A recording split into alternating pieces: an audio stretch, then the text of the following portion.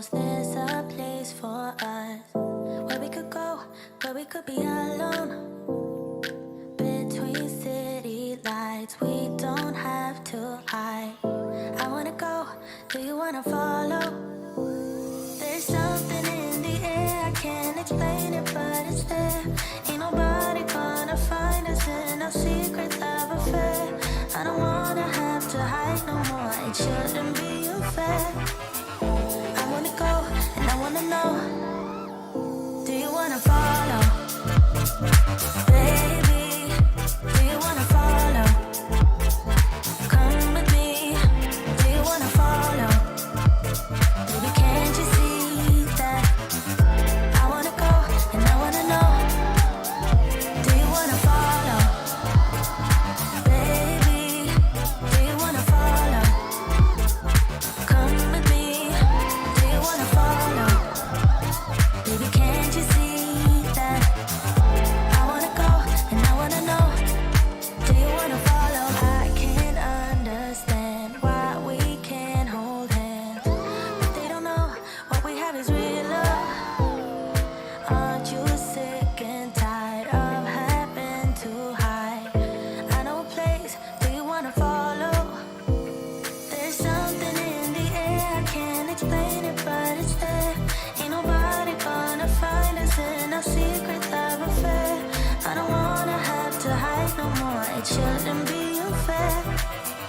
I wanna go, and I wanna know, do you wanna follow? Baby, do you wanna follow?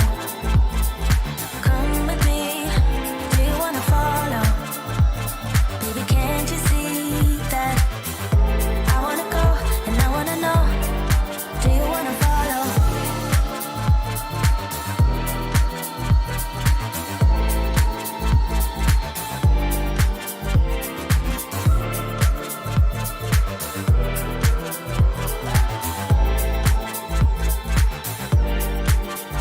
Do you wanna follow?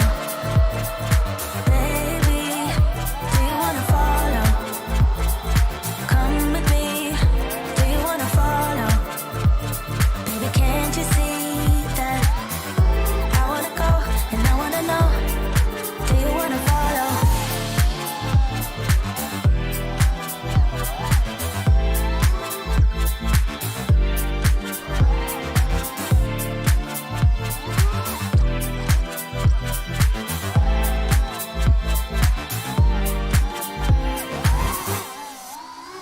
What's up, you guys?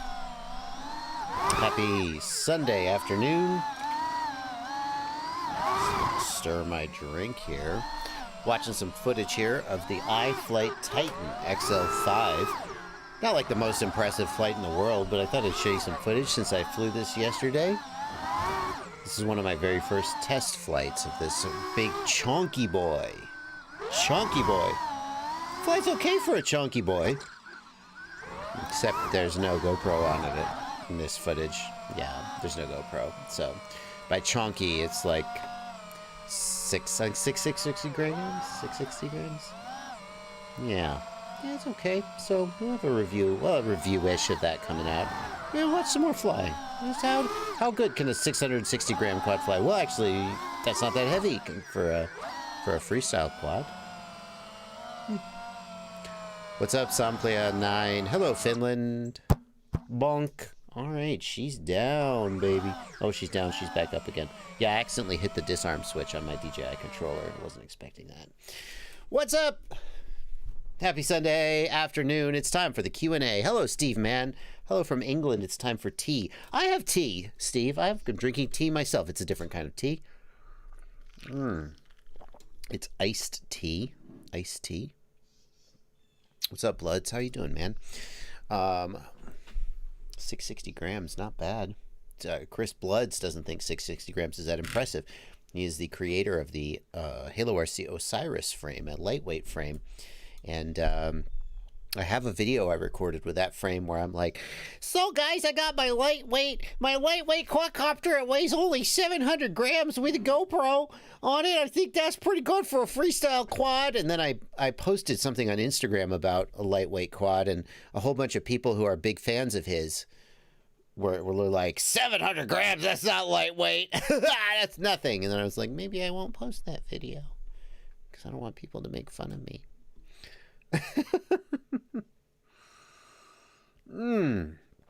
Oh man, 660 grams for this chunky boy here. But when you put a GoPro on it, like this Hero 7, the iFlight Titan XL5 gets up to like, I think it's 820 grams was my weight with a 4S 1500. 820 grams is not a freestyle trim, my friends. This is I was so skeptical when I saw this big boy. That's right, Buzzkill. I was so skeptical when I saw this big boy. I was like, I don't know. Because, like, here's the thing.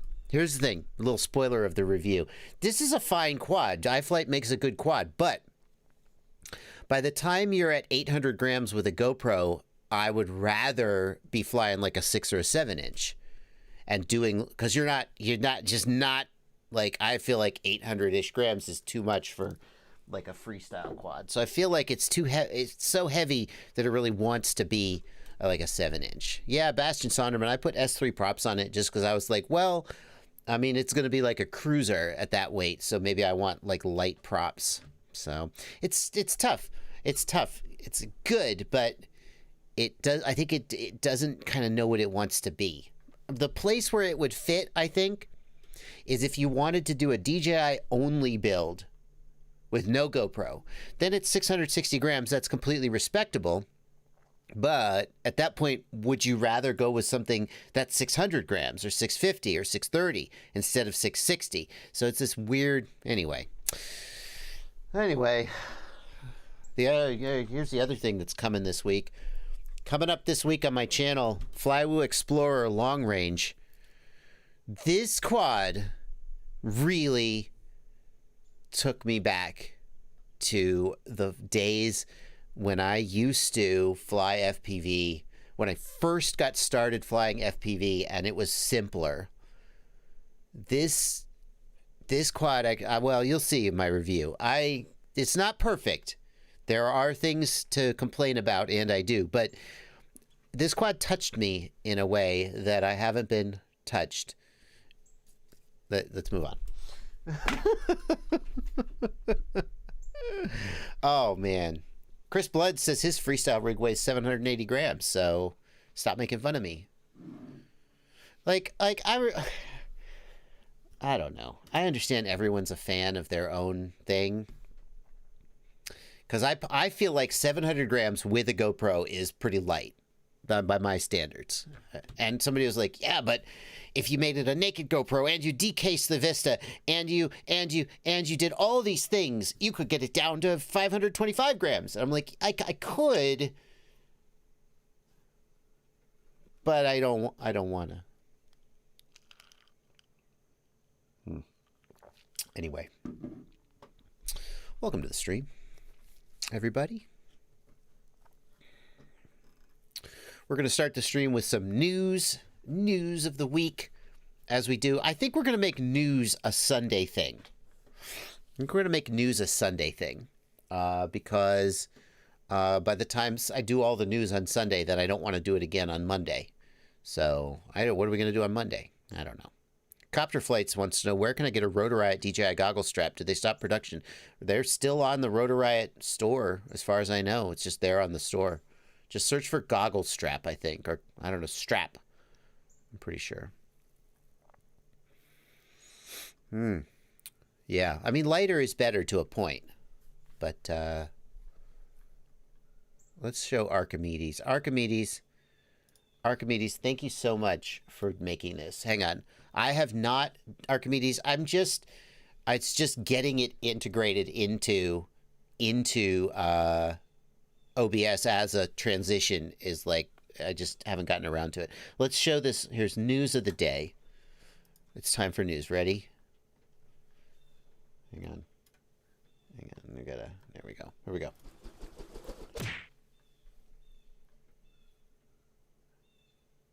News of, I gotta sing the news theme song. News of the day. News of the day. I do kind of like that. That was kind of fun. I felt good. to have that a graphic. Thank you, Archimedes, for making that. So here's what we got for news. The first news item I want to start off with is this. This guy messaged me this morning to tell me about this, and I'm just throwing it right in your face. This is Prince FPV, and he has made what he calls the world's first 3D printed strong freestyle 5-inch frame. Now, I have seen a lot of people try to make 3D printed frames before, and all of them have sucked. And the reason is that the materials available to 3D printers have not been suited for quadcopters. That's the bottom line. But there are new materials out there, reinforced carbon, reinforced nylon, and so forth, that people have argued are up to the task. And my default stance is skepticism, but Prince FPV is really sure that this is up to the task.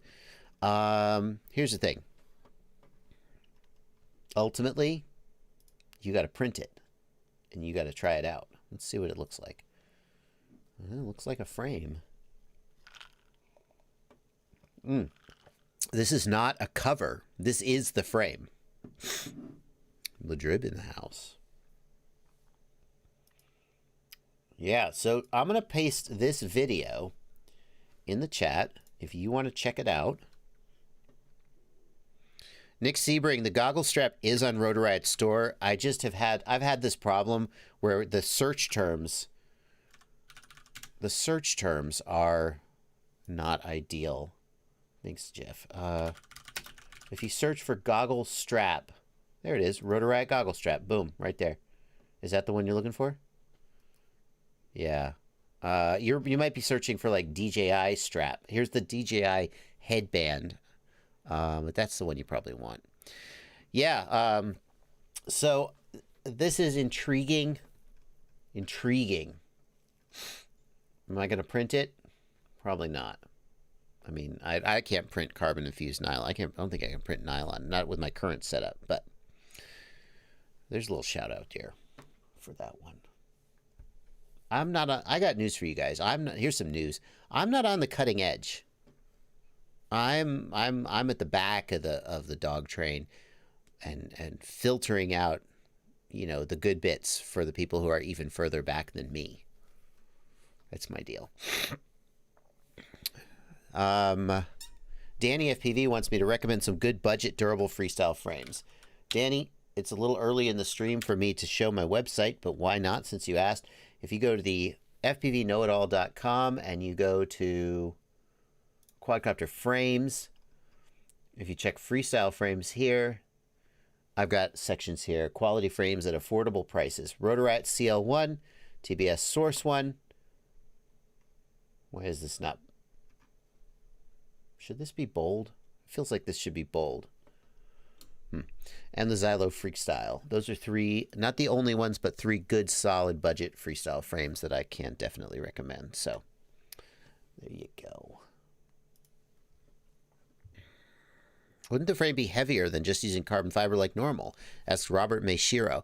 I mean, obviously, we would have to weigh it to see, but that's the thing. With 3D printed frames, a lot of times you compromise on weight, durability, strength, and finally, tunability, the vibration characteristics. We'll see. Here's a rumor.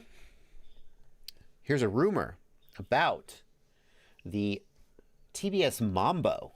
TBS have been hinting for a while that they are working on a full-size transmitter. You guys can't read this. To complement the Tango 2, the transmitter appears to be named the Mambo and will likely have a 1-watt built-in crossfire module and a module bay for a multi-protocol module. The last 2 points are my own speculation, but I think TBS have learned from the Tango 2 they need to provide the option of 2.4 gig. Yeah, I agree about that. Supposedly a leaked picture of the Mambo screen. Unknown. Complete rumor, but somebody forwarded it to news. And by the way, you can, hang on. Oh, there we go. Email any news you come up with to news@fpvknowitall.com if you have news items for this segment.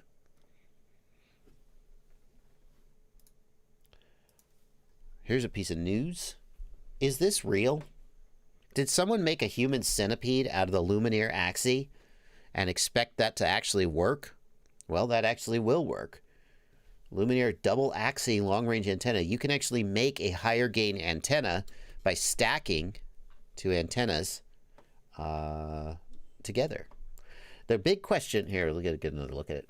The big question that I think you got to ask is, does a higher gain antenna actually benefit you as an FPV pilot? So this is a higher gain antenna. And what higher gain means for omni antennas is that this coverage pattern gets squished down and gets narrower. Okay? Now, do you want that? Because if you're flying with a ground station and the antenna is just always upright, then you can align the antenna so that you're always flying within the beam.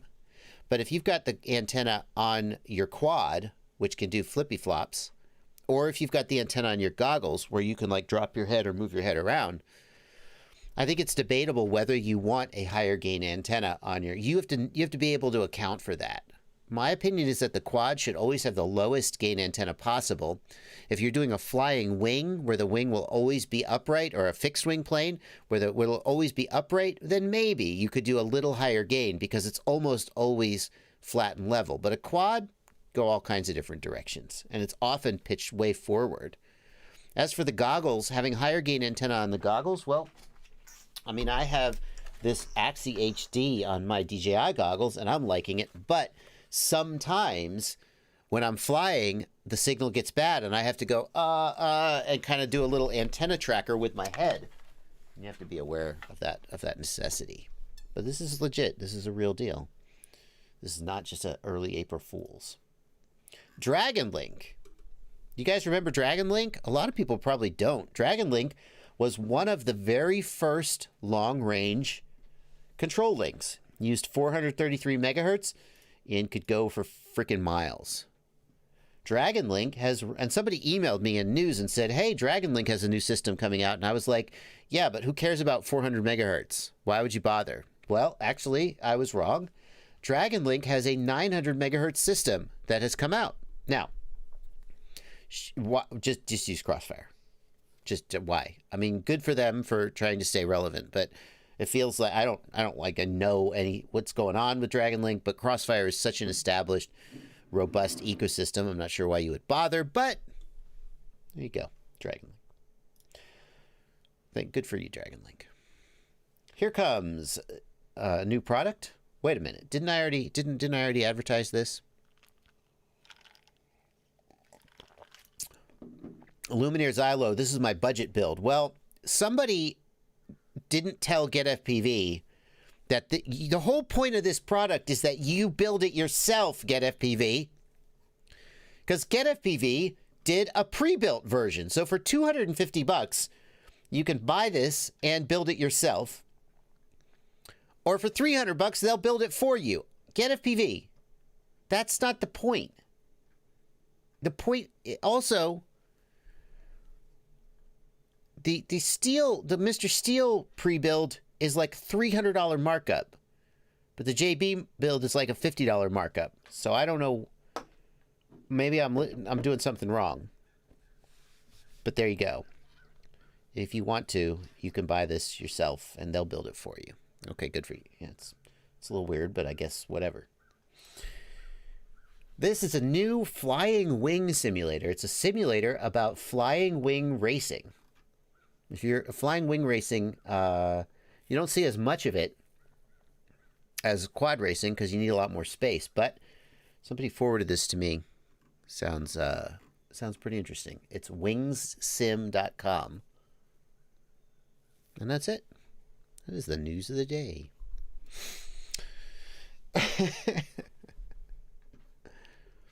Yep, news of the day.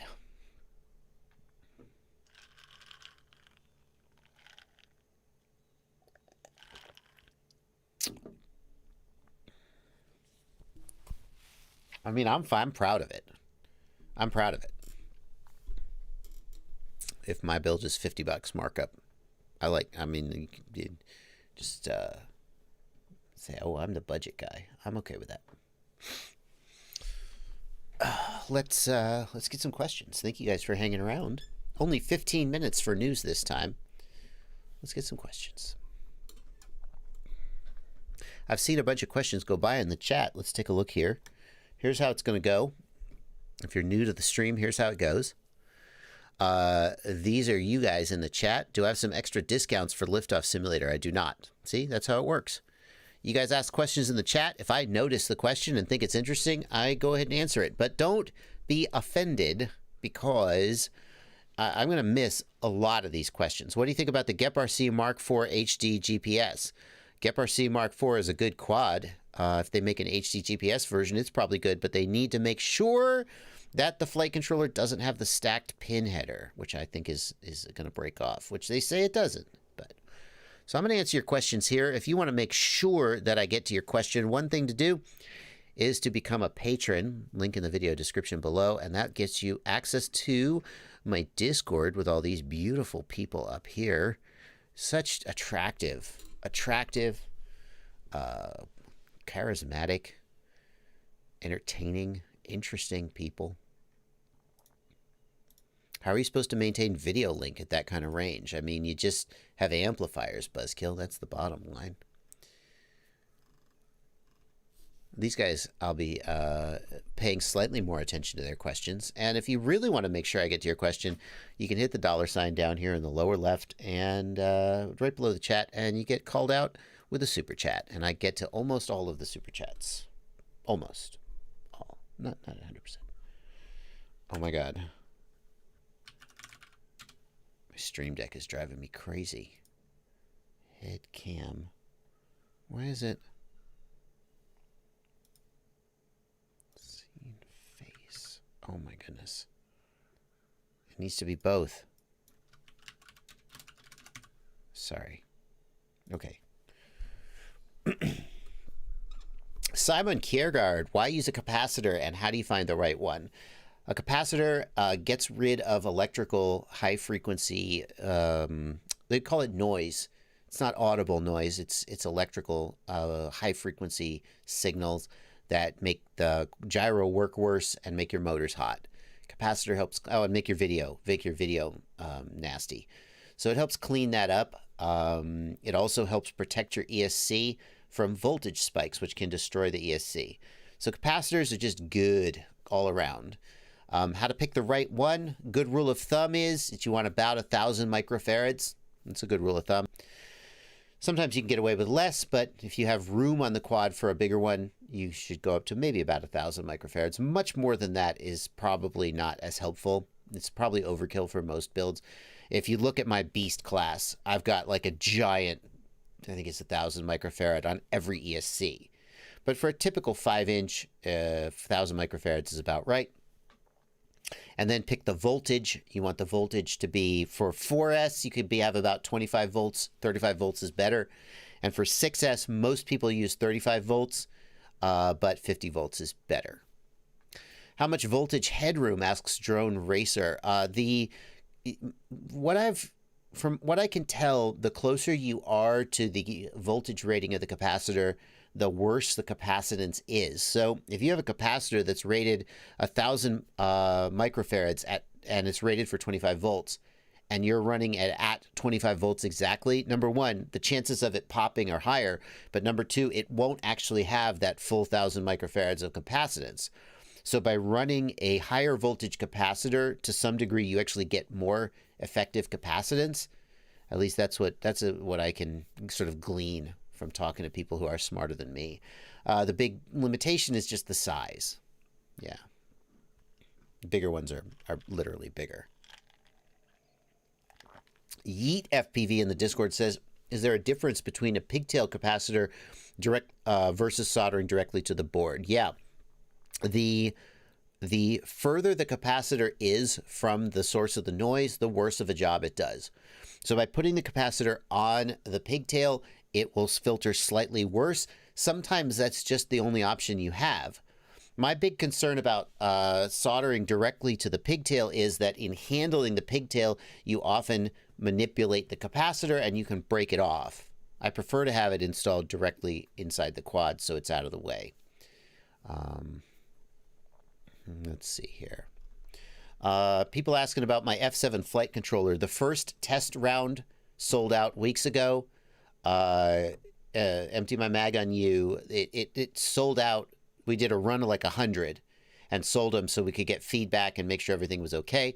The next big order, I believe it will be shipping from manufacturing in the next couple weeks, which means it's going to be another couple weeks before it gets over here. So, you know, it'll be like the end of October, which is the perfect time to release a new flight controller. I don't know, Australia just coming into their season, I guess. But it is what it is. AMR Madden says, I have a 3-inch that oscillates and tries to fly away. No structural problems on the frame. The motors are 1408 4100 kV on 4S. It flies after reflashing a few flights later. It doesn't.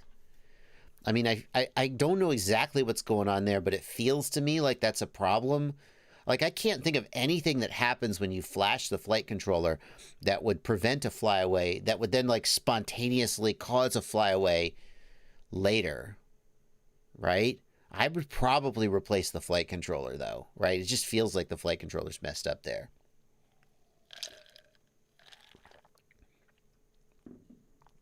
Niche FPV wants to know, do you think the 7mm motor bearings are too small for nowadays standards, like the Steel Silk V2? Do 7mm, do you mean 9mm? I think most motor bearings today are like 9x4x4, right? Or 9x9x4 or something, 9 by something. They're 9mm bearings. I do think there have been motors out there. I think the Cyber Zing is one that have 10mm bearings. I do think upgrading the bearings is a place for improvement on today's motors. Many motors will fail first at the bearings.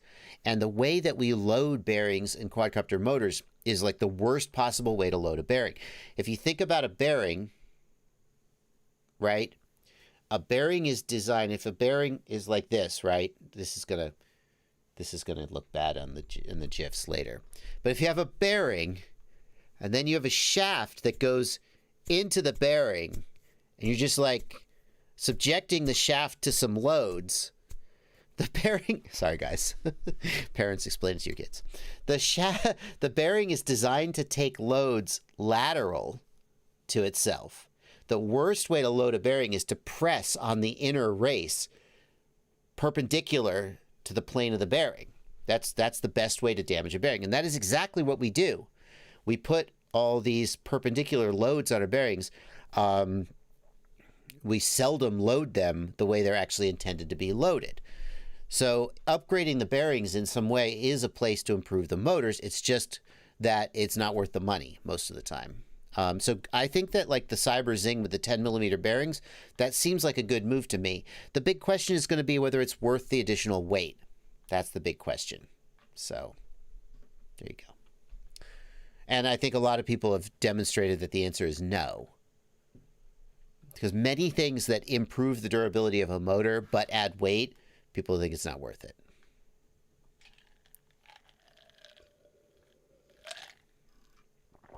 We got some super chats coming in. Let's oh, UAV Tech is in the chat. UAV Tech is the man when it comes to tuning Betaflight. He's in the chat. Good to see him here. 507RC also here. Nick Sebring, Ladrib. Oh man, we got so many people in my chat today. Thank you guys for being here. Let's get some super chats out of the way. Aaron Newman, thank you for $20 super chat. I flashed the GEP-RC Rocket Plus HD with JESC firmware. I enabled RPM filtering, bell magnets to 12. I'm going to assume that's right. That feels right. 0 errors, 0.1% errors for motor 3, and I smoked motor 3 when attempting to take off. So Aaron Newman, first of all, thank you for your incredibly generous super chat. Number 2, in general, any error percent under 1% is probably safe to fly. However, most of the time you should have 0% errors. So the fact that you have any errors is a little bit weird and suggests something is wrong. Now, why did you smoke the motor? That's the big question. Errors, but the error percent is between the flight controller and the ESC. So that really shouldn't smoke a motor.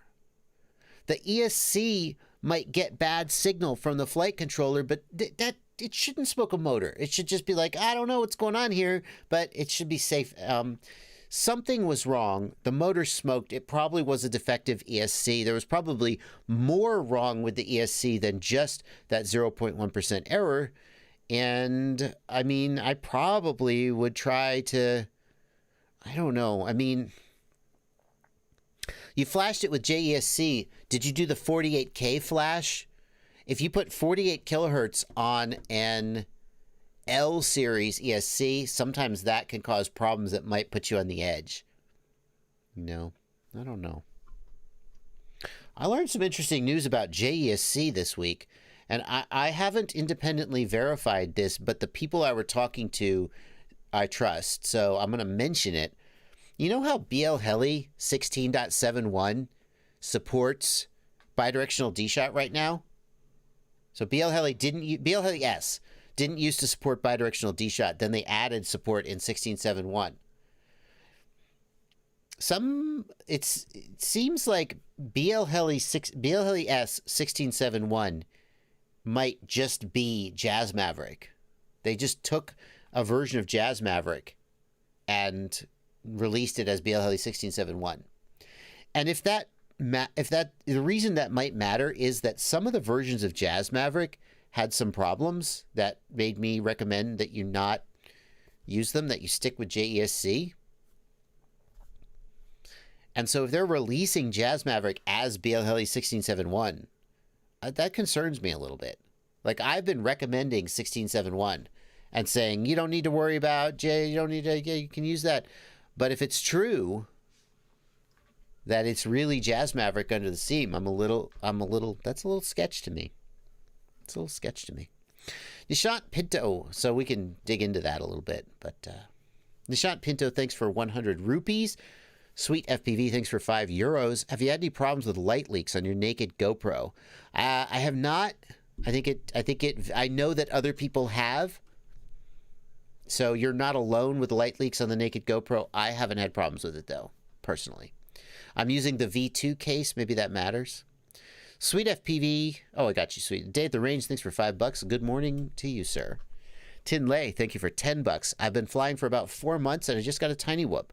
What mode should I put on a switch? Angle, horizon, or acro training? I mean, Tin Lay, I suggest that you use either angle mode or acro mode. Horizon mode, I think horizon mode teaches bad habits. Acro trainer, it's more for line of sight than FPV. Mike Bermilier, thanks for $5. And Gry FPV Multimedia, thanks you for €5. Have I tested the Ishin EV300O? I have not. It's supposed to be shipped, and I'm supposed to be getting it, but shipping from China is obviously slow. Schmutz Timo in the chat wants to know how do I know what version of firmware I have on my R9M receiver to bind it to the module? It's basically no good way to know. With the newer access radios, I believe that you can see in the radio what firmware is certainly on the module and maybe also the receiver. But with the ACCST radios, I don't think there's any good way to know what firmware is on them, short to just download the version that you think should be on it and flash it. That's what I do. Drib agrees with me. Death to horizon mode. Death to horizon mode. Yeah. What about the Radio Master T16 SE? Is that a new product or is that the same sort of... That's the $100 version of the Radio Master TX16S, right? The SE is just the cheaper one. It's okay. I would prefer Hall effect gimbals personally, but... TXBone66 is talking about Crossfire and says... You should still get really good range at 250 milliwatts. Yeah, at 250 milliwatts, you should easily outrun your video if everything is right. Happy Painting in the Discord that's who we're talking to. My Crossfire RSSI DBM goes way down when I kick the power up to 500 milliwatts. Something must be wrong. Do you have dynamic power on? Happy Painting. Oh, I bet I know what it is. Happy Painting. If at 500 milliwatts and up, if the transmitter and the receiver are too close together, you can actually damage the receiver. The transmitter is putting out so much power that it can literally like burn out the front end amplifier on the receiver. So I talked about this on one of my streams, and someone said, no, Crossfire fixed that. I think that TBS has added a protection mode where if you're at 500 milliwatts or above, it reduces output power. Even if you have dynamic power off, it turns itself down when they get too close to avoid damaging the receiver. So that's probably what's happening, Happy Painting. If you go out, 500 meters away, then you'll see that it'll come back up again. That's my theory, Happy Painting. If you can verify that for me, Happy Painting, then that'd be great. Because someone said, oh yeah, no, they fixed that, but then I didn't get any confirmation.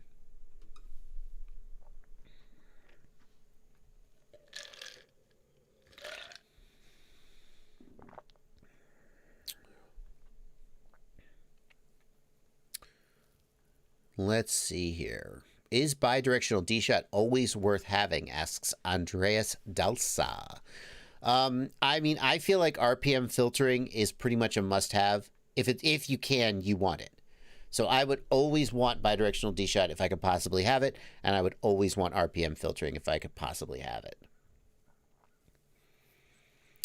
TXBone66 says in the Discord, can you talk about the TBS multi-protocol module for the Tango 2? I have it. I can't talk about it because it hasn't been released yet. I will be making some tutorial videos about it and hopefully releasing those around the same time that it comes out. I mean, I feel comfortable confirming that it exists. I think everybody pretty much knows that it's coming. That's why, I mean, maybe TBS has even officially confirmed it. I'm not 100% sure, but I mean, there's not much more to say. Yeah. I don't feel comfortable saying a target date. I know the date that TBS told me they think the videos should be ready, but I don't want to risk like pissing them off by saying it if they haven't announced it. So I'm going to just keep quiet on that. The target date for all TBS products is 2 weeks from now.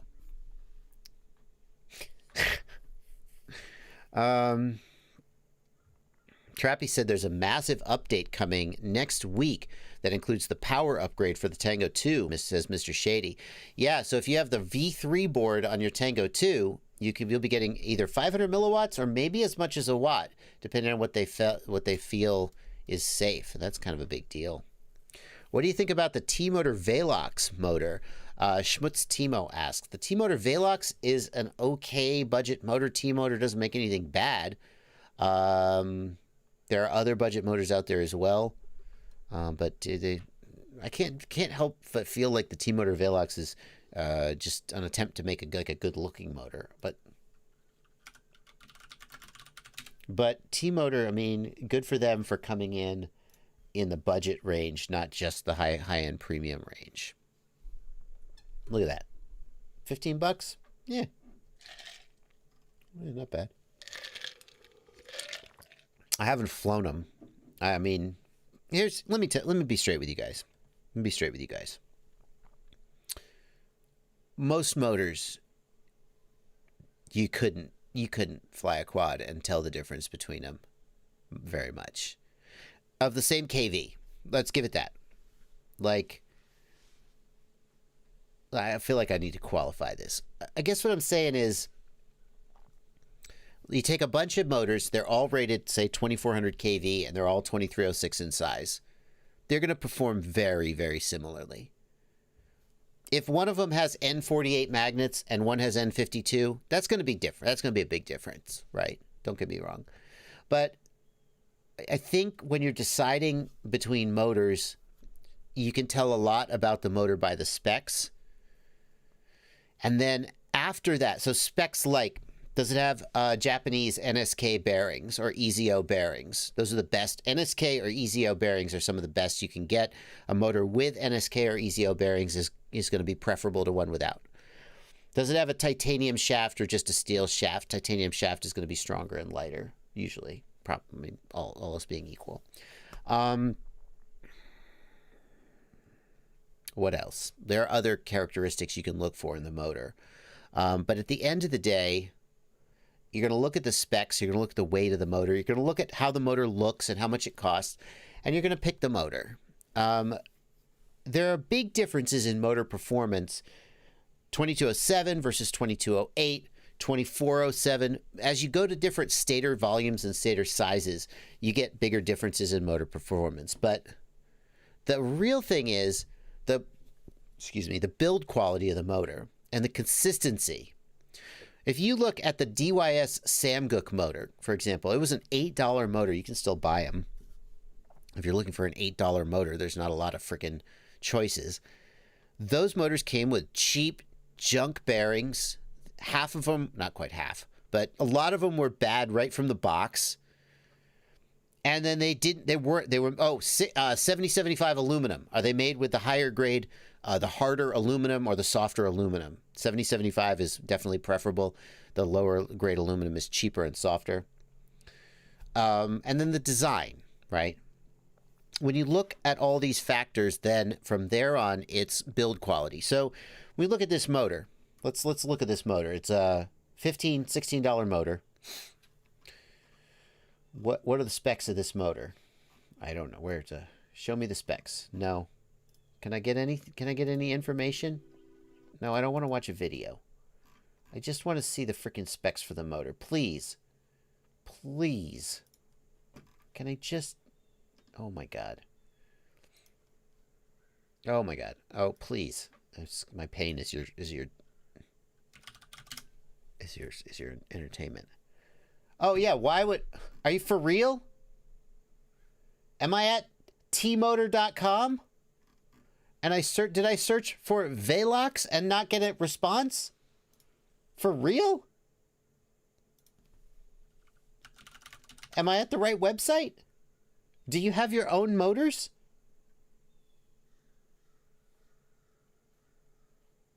Boop. Boop. Velox. Okay. All right, well, forget it. We're not going to do this. We're just going to do something else. My point is this. Look at the specs of the motor, look at the price of the motor, and then think about who you're buying it from and ask yourself if it's going to be consistent. But don't try and micro, like, oh, does this one have different efficiency? They're all 2306, 2400 kV motors with N52 magnets. They're going to perform about the same. That's my opinion. I'm sticking with it. So is that a good one? Yeah, it's probably a good one.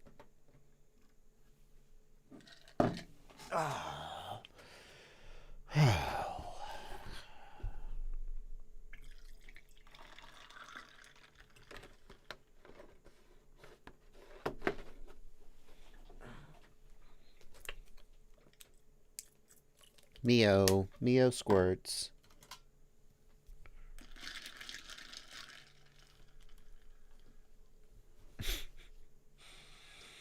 Greg Pless, can I do Crossfire, Unifi, and Smart Audio at the same time? Yes, you absolutely can. Oh, no. You can only connect your TBS Unifi to either the Crossfire receiver or the flight controller, not both.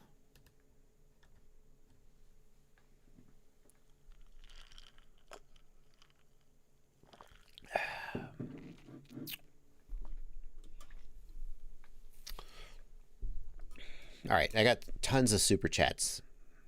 Let me get them out of the way. D3FPV, thank you for a $5 super chat. How much would it cost for a private one-on-one session via Zoom, Skype, or on our SSI 4 quads? So I have an hourly rate for consulting. The hourly rate is aimed at professional engagements, which, if you don't want to read between the lines, it's higher than most people would consider reasonable if you're just a hobbyist. But that is my hourly rate. You can find it on my Patreon. It's there as a Patreon tier if you want to.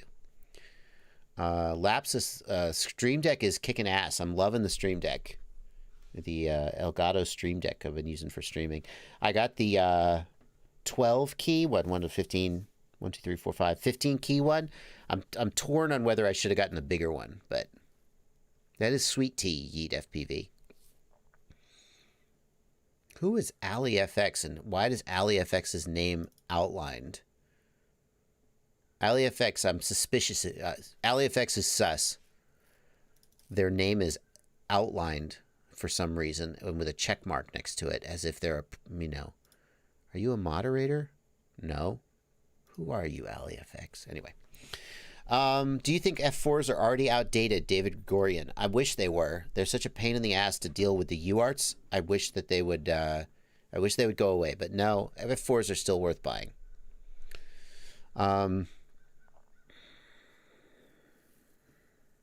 Mike Bemiller, thanks for $5. I got that one. Game of Drones, thank you for $2. What size shrink tube do you use on the Crossfire Nano RX? I think it's 330 seconds. I think. I got a roll of it in the back. I can't read your name because it's in Cyrillic and I don't read Cyrillic, but thank you for 379 rubles. I don't know how many that is in dollars, but thank you. Thank you, Joshua, for an interesting vlog. I'm learning a lot. Want to start flying next spring and summer. Cool. Yeah, absolutely. Glad to be here. Welcome to the hobby. Smash Corolla, thanks for a $5 super chat. I'm building a 3-inch X8. Is it a bad idea to use 4-blade on top and 3-blade on the bottom? I would probably, I mean, I haven't built an X8, but I would probably stick with both, the same blades on both. Remember that the ESC is going to drive both motors at the same speed, roughly. Because I assume when you do an X8 that you're not doing an X8 mixer. Most people who build an X8, in my experience, they do a quad mixer, but then they just run both motors off a single signal output. I guess that wouldn't work with bidirectional dshot. So I would probably use the same blades on both. I think what you're trying to do is to compensate for the difference in thrust between the bottom and the top. But I don't think the loss of thrust is actually that big, and I don't think I would worry about it.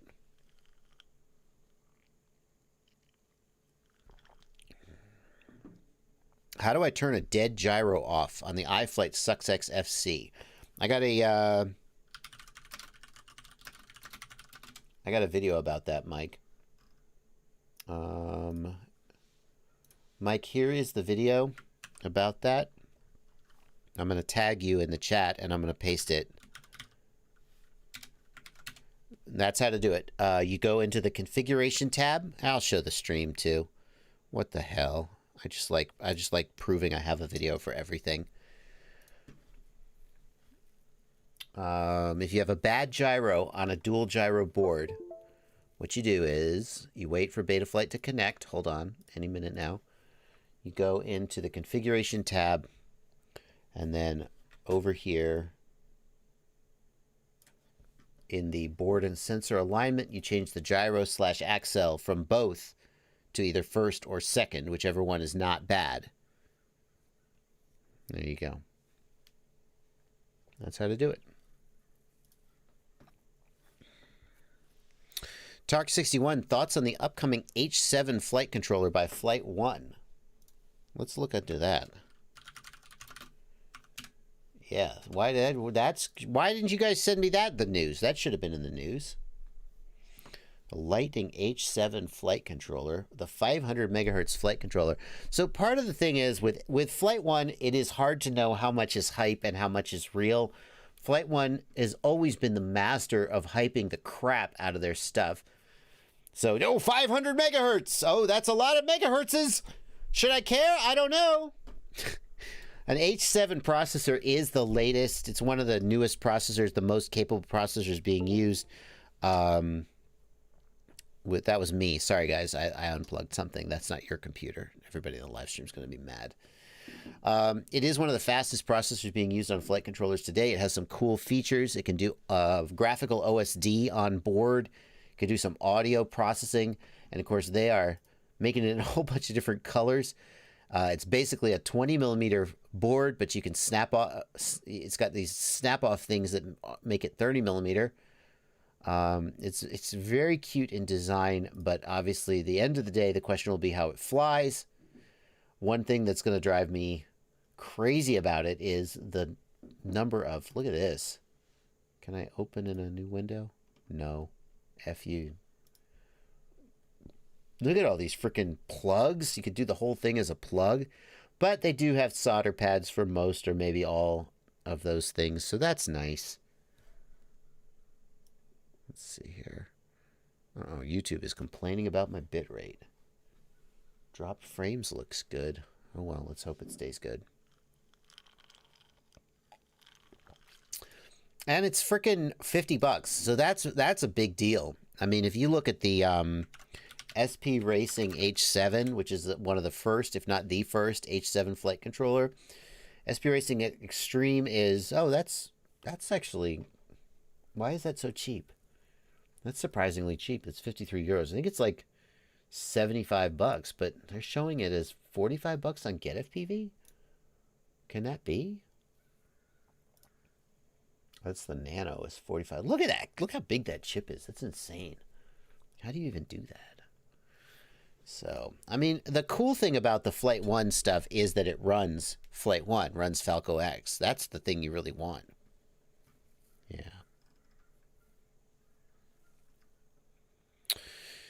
AirTech FPV, thanks for $5. I'm building a 7-inch quad. Can the Brain FPV GPS be wired to the TBS diversity receiver? I don't know for sure, but I think that TBS, you want to wire it direct to the receiver, and I believe that only works with the TBS GPS unit, not the regular one.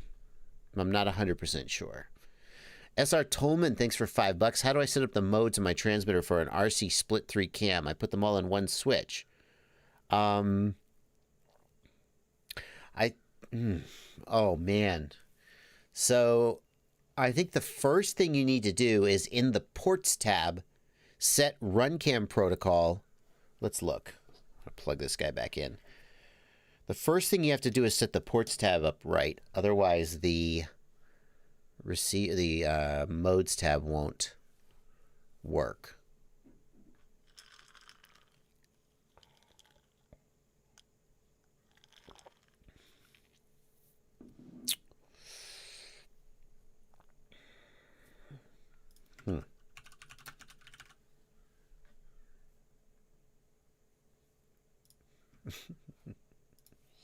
So here in the ports tab, you're going to pick one UART and you're going to set it to camera RunCam protocol. Let's see if I save and reboot that. Then we go to the modes tab, what we get.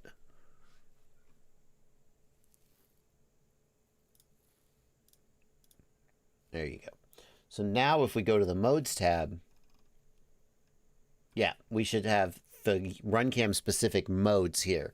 Camera Wi-Fi button, camera power button, and camera change mode.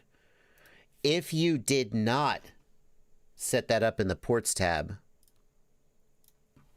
you would see those modes as generic camera modes and they wouldn't work right. So that's, I think, the answer to your question, SR Tolman. You need to first set up the ports tab correctly, then the modes tab. See that now they're not there. It just says camera control 1, camera control 2, camera control 3. Mike Bimlier, thanks for another $2. Ben Thornton, thanks for $10. And Zero FPV, thanks for €5. Look, we're caught up. We're caught up, you guys. Let's get some more questions from plebs in the free chat. Let's see here.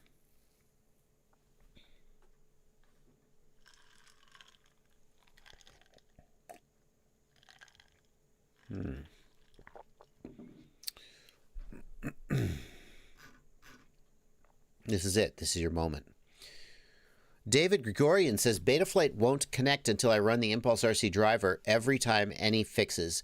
David, something about your question doesn't add up to me. And the reason I say that is that the Impulse RC driver fixer only fixes the DFU mode, the bootloader mode driver. The Impulse RC driver fixer should not in any way affect your ability to connect, as far as I know.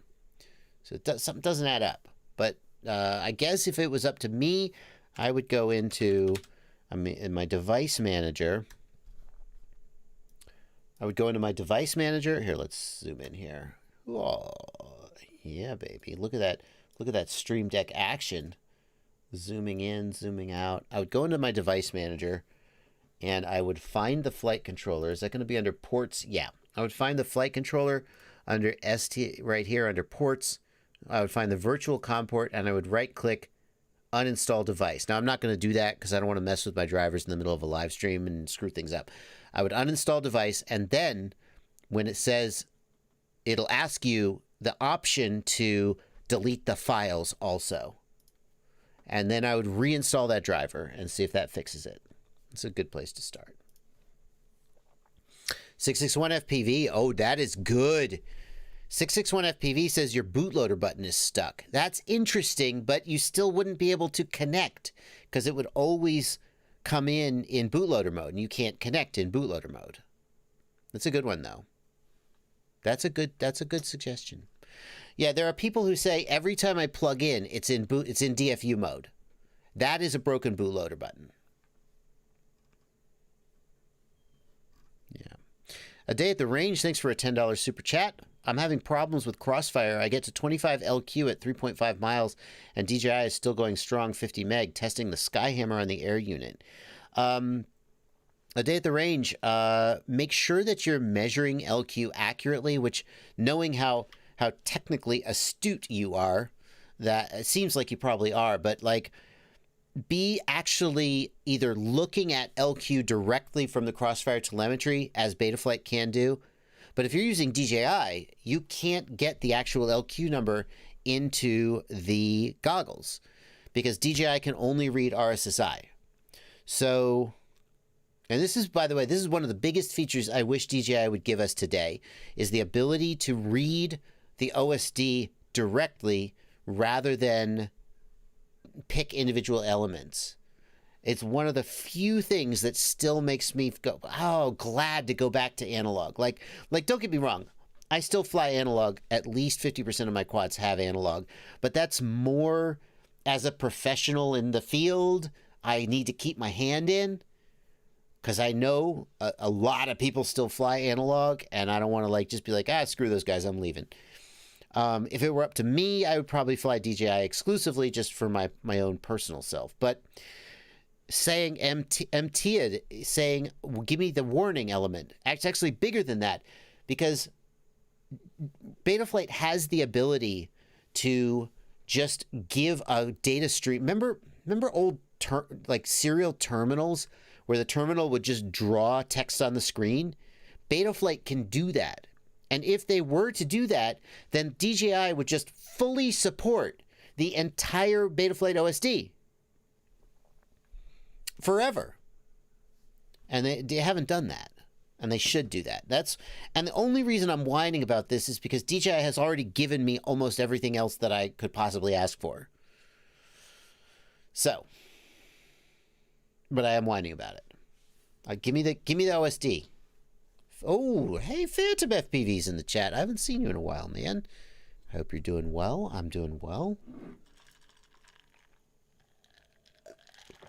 Hey, Phantom FPV, did you get those motors yet? I sent him a set of motors. He has a YouTube channel, but he's just a cool guy. And I sent him a set of motors. And they were out of stock. And then I was like, hey, get a PV. How come I think it's the Popo ones. How come they're out of stock? And they said, well, you know that. So little background story. They asked me, what color do you want your motors to be? And I said, purple and yellow. And they said, really? That's going to turn. They didn't say that. But I think, purple and yellow. Those are the colors I like. Okay. And then they were like, well, we got this really cool purple color, but only one factory can do it. It's this really great metallic purple color, but it's taken them a long time to get just right. And I was like, guys, you don't have to do that. We can just go with the kind of dull purple. And they were like, nah, we're going to do it. I'm like, okay. And then I think the motors have a really awesome, metallic, cool purple color. But now I go back and I'm like, hey guys, how come my motors are out of stock? And they're like, well, that one factory, the one factory that can do the cool purple color? Yeah, that's the holdup.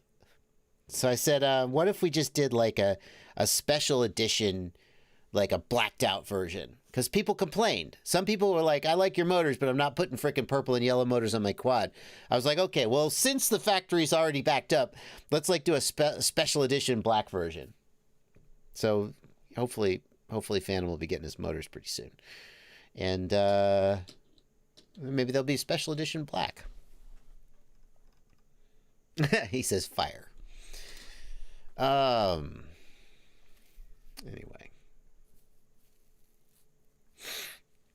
So.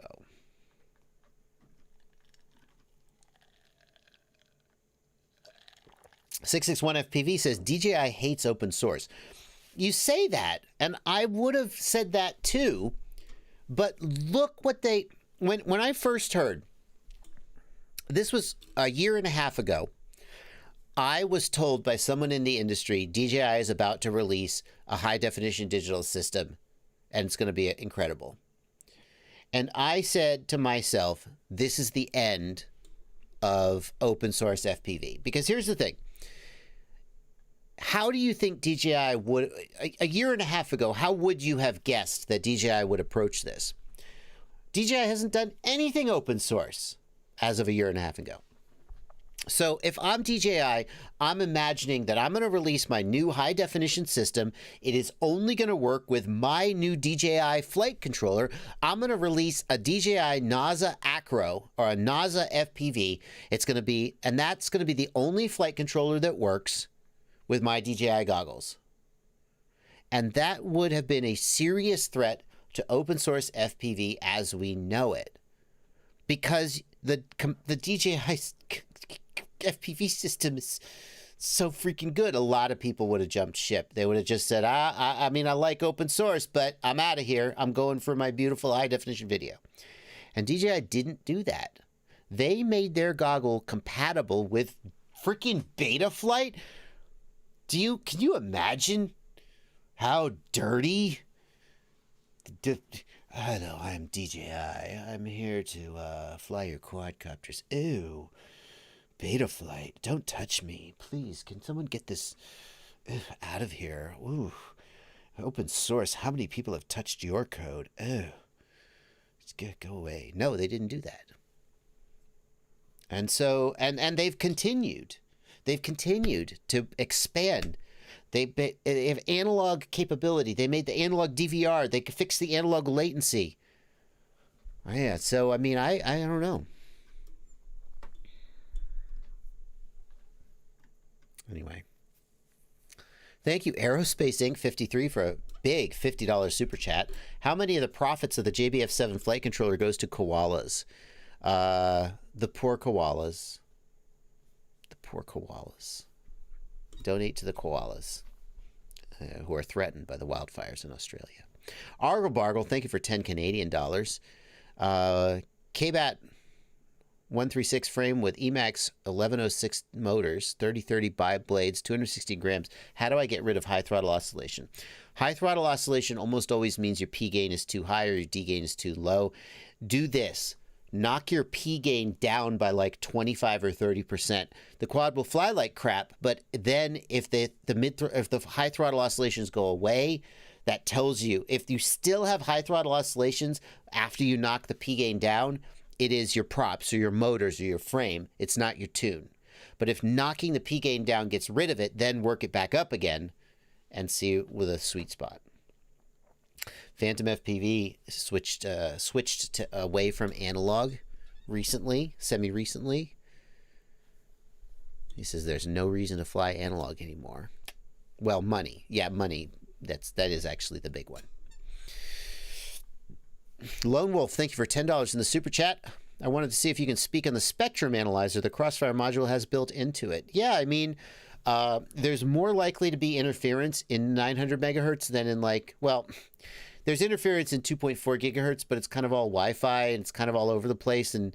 But with 900 megahertz, it can be useful to know whether there's a bunch of interference. I don't have a lot to say about it because here's the thing. What are you going to do if there's interference? Nothing. You're going to be like, oh, I guess that's why I'm fail-safing. And then what? You don't really have the option. Like if I'm building a licensed transmitter network and I find that there's interference in some area, I could try to move to a different frequency, or I could try to find out who's the interference is coming from and get rid of them. But with Crossfire, you just don't. It just does what it does. You don't have any control. So the spectrum analyzer can tell you if there's other transmitters active, but there's not a lot you can do about it. At which point it's kind of just, okay, good to know. It starts. Thank you for a $5 super chat. How do you match up ESC amp ratings with motors that have no amp ratings? I'm building a 3-inch Vista build. What motors and ESCs can I go with? It starts. A good rule of thumb is just oversize the crap out of the ESC, and then you're just good.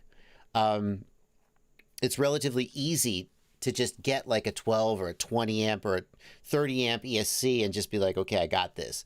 The answer to your question is basically look at other builds who have used the same motor, KV, and all-up weight and prop that you have, and try to size the ESC accordingly.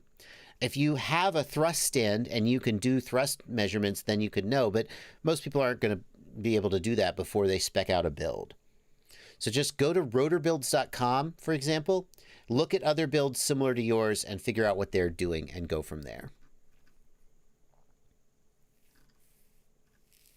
Yeah, even Mr. Steele is leaning towards DJI, which, yikes.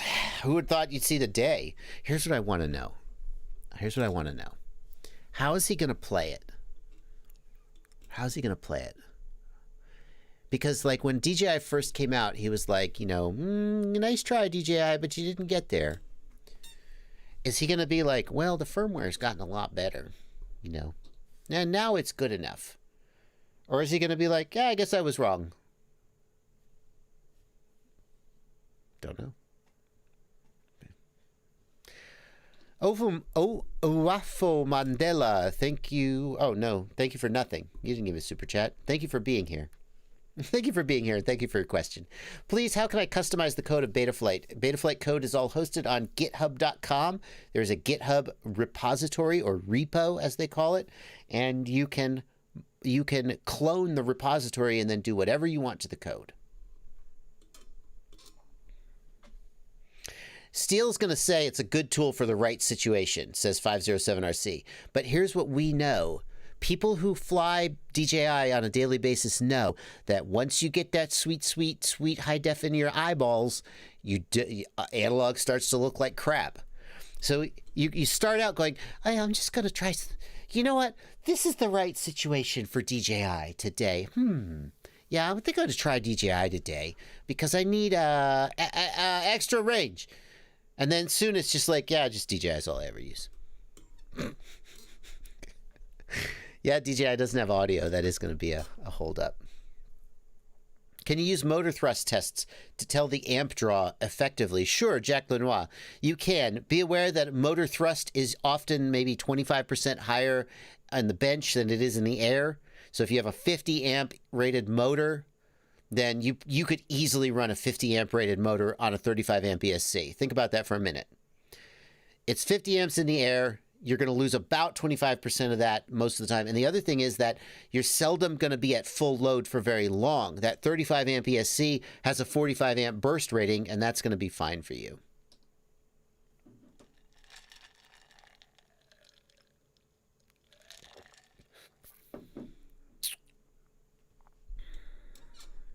Maybe Steele can talk DJI into making audio work. Here's the thing. I guarantee you DJI could make audio work with a firmware update. Like, I just guarantee you. How could they not have thought ahead? The air unit has a microphone. I guarantee you that somewhere that gets fed into a processor that could encode that and transmit over the air. Like, how could they not have thought of that? They thought of everything else. Calabrese 221, what makes you think Fat Shark didn't send the new shark bite to Mr. Steele? I mean, I don't know whether they did or they didn't. What makes you think they didn't? They sent it to me. Neither of my shark bite units that I got were of a quality to be reviewed. He may have gotten them and then just, like, not said anything.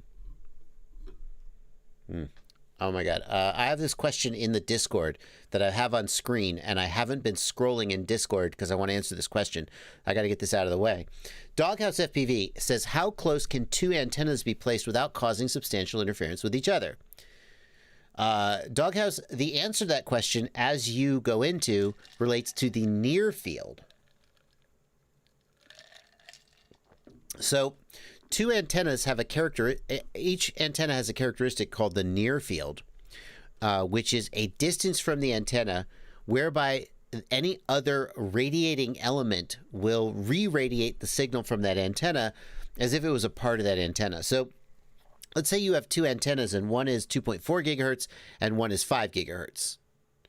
Those antennas are not going to interfere with each other because they're on different frequencies. But if you put them close enough together, they will start to interfere with each other even though they're on different frequencies. And the short answer is that the near field is the boundary where that starts to play in. So now Doghouse has done some calculations to find that the near field for 5 gigahertz is about, what is it, 0.003 meters or 0.005 meters. Yeah, what you want to be is into the far field. There's a transition distance. The far field is 0.005 meters. And essentially, that's how far apart you want your antennas to be, although more is better. So you're 100% right there, Doghouse.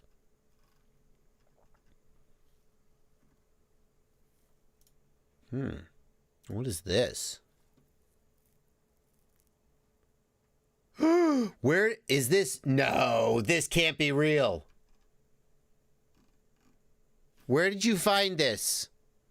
Empty my mag on you. Where did you find this?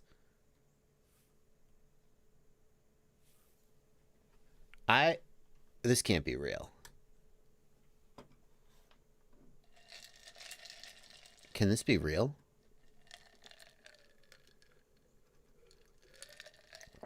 Where'd you find it, dude? I have to know. If this is real, this is a big freaking deal. A TV box that can be connected to the DJI FPV goggles via USB-C cable to synchronize the live view of the goggles to a large screen that supports HDMI input. Now, here's the thing. This has always existed. DJI has used this in exhibition races before. Everybody, we knew that this existed, but why would it be on a product list? Oh my God. Everybody who spent $700 on the smart controller is going to regret their decision. Here's the thing. I would not read too much into this. We know this exists. We know DJI has used it in exhibition events before, and there's been speculation that DJI would rent this out or something. So the fact that it's available in a product list doesn't mean that it is going to be sold to consumers, but it would be so great if it would. A Day at the Range says, what do you mean that's exactly what they got from me? What do you mean, A Day at the Range? Tell me more, my friend.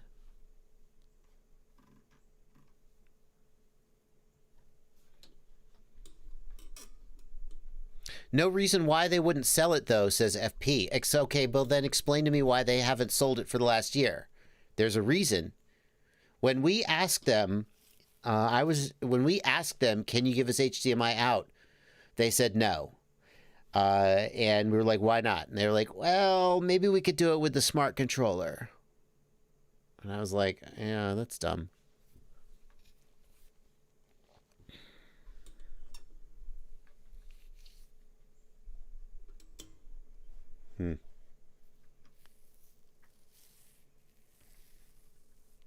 The DJI goggles don't have HDMI in, Bishop.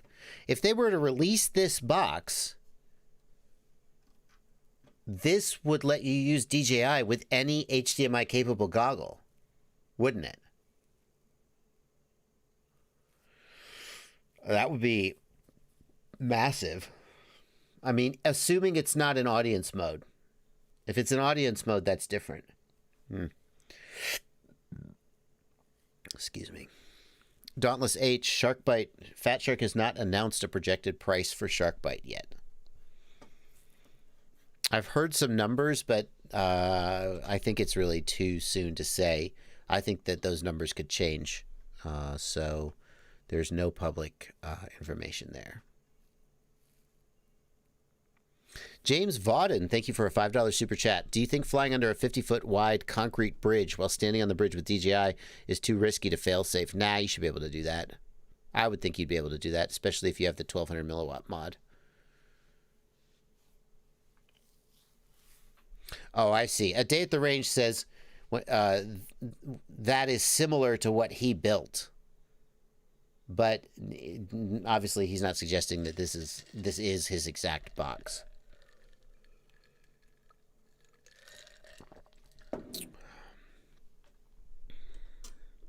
A Day at the Range. Oh, wow. So for those of you who don't watch my live stream every week, A Day at the Range claimed to have built a box that let you get HDMI output from the DJI goggles. And then he said that, and no one has independently verified this, and some people are skeptical. I personally believe it, but take that for what it's worth. Then he said that DJI approached him and paid him to kill his product. They basically bought it from him and put it in the ground. And now he says the reason they did that is because they're about to release their own version and they didn't want him to compete with them. Now that is a very interesting statement.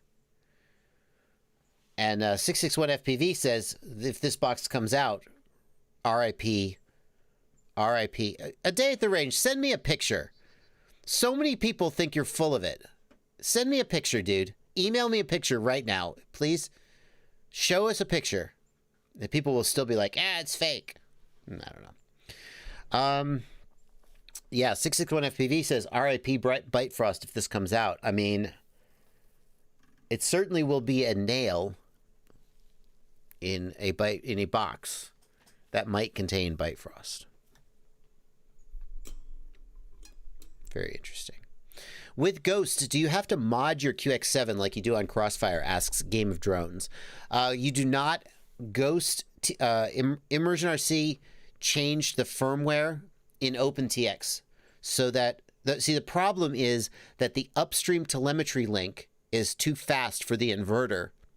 And so what Crossfire has you do is replace the inverter with a faster one.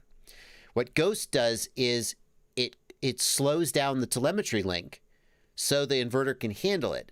And anybody, well, but don't I want the minimum latency? Well, the control link is still full speed, and that's what you care about. It's just the telemetry sensors don't get updated quite as fast.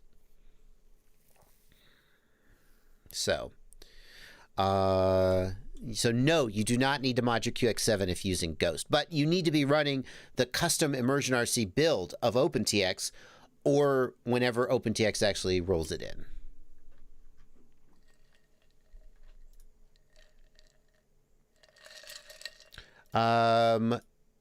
Zero Mode FPV is having a problem with his BL Heli.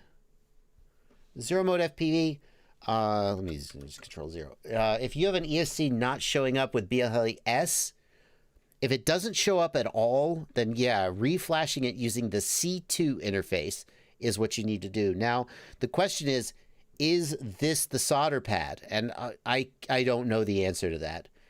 I do have an old video about flashing using the C2 interface. Wow, this was a long... Look at this honker. Look at this old quadcopter. Jeez. I do have a video about how to flash to the ESC, and those could be the pads.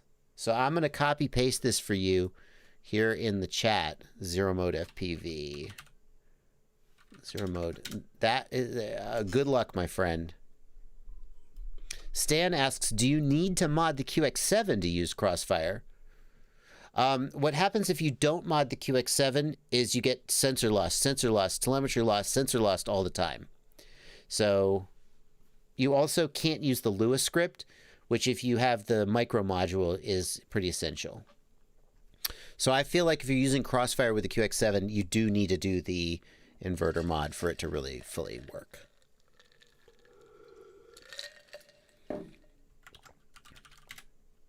Let's see if Day at the Range has mailed me anything.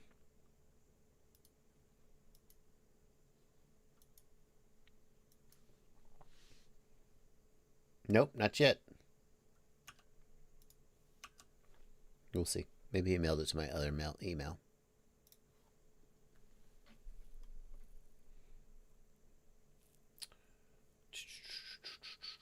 Nope, not yet. That's okay. We'll get to it.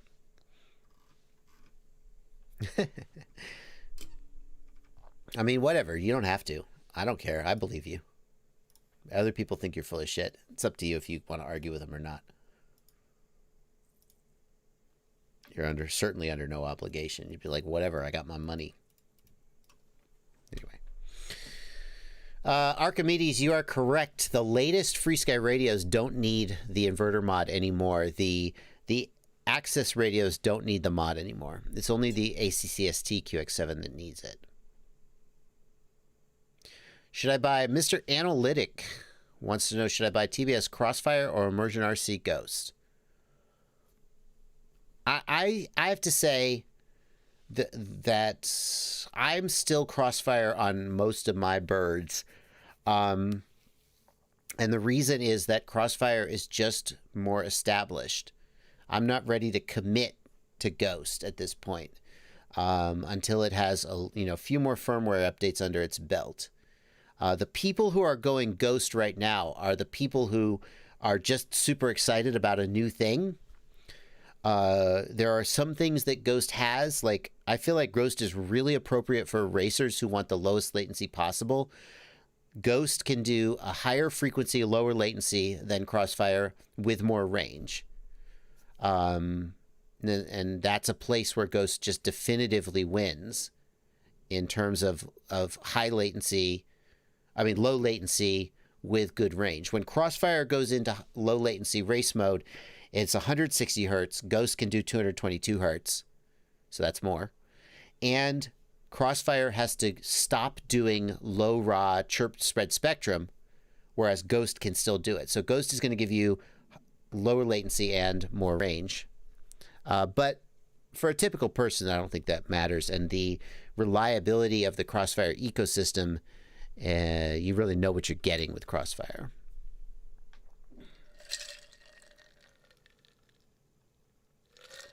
Pavel Skrzykowski says, good luck getting Ghost in Europe.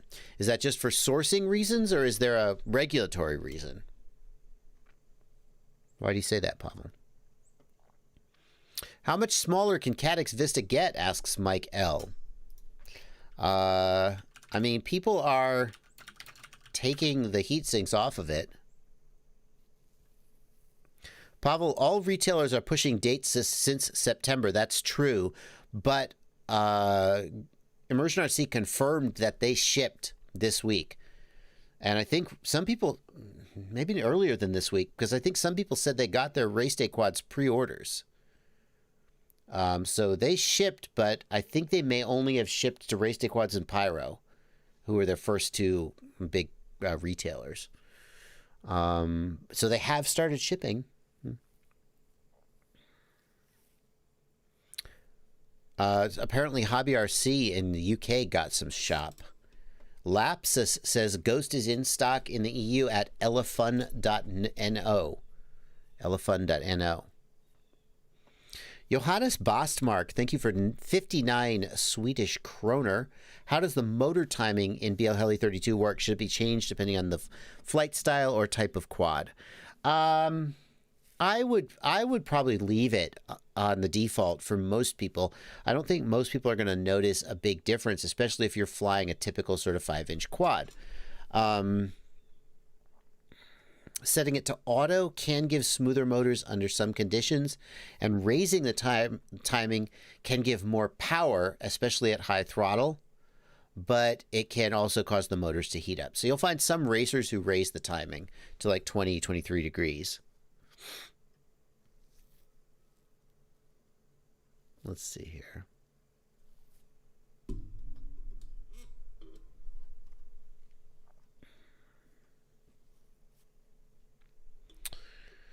Toady RZ says, after a small crash, the FC resets itself every time the motor goes above about 25%. That's a weird one, Toady. I would expect the ESC to reboot, not the flight controller. Do you mean that do you hear do-do-do? That's the ESC rebooting, and it means that probably you damaged the ESC in a crash.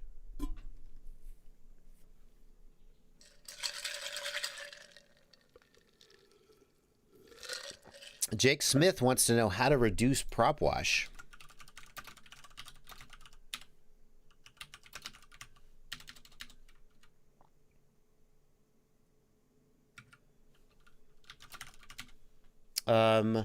I would suggest you go to my Betaflight 4.2 in-depth PID tune on 6S video.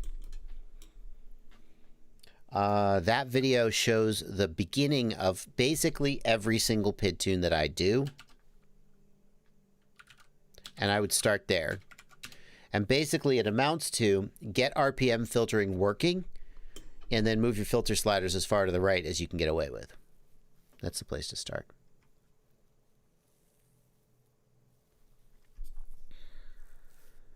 A day at the range, thanks for $10. I cannot find the right firmware and get the OSD working on this.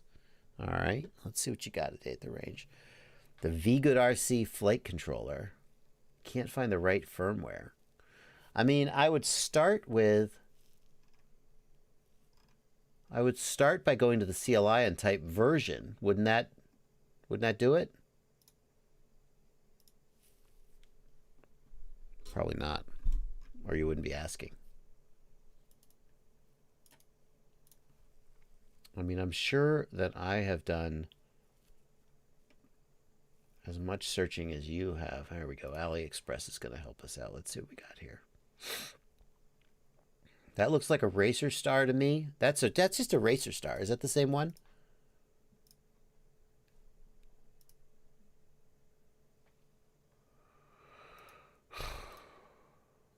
Is that just a...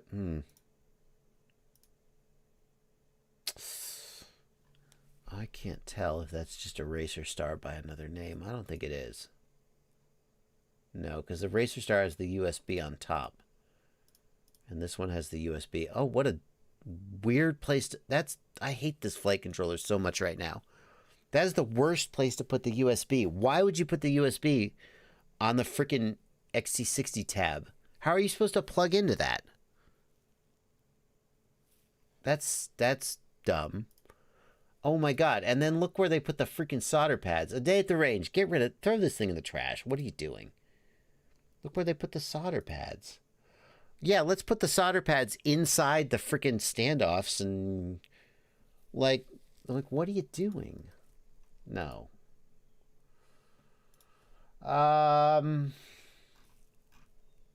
What target is this?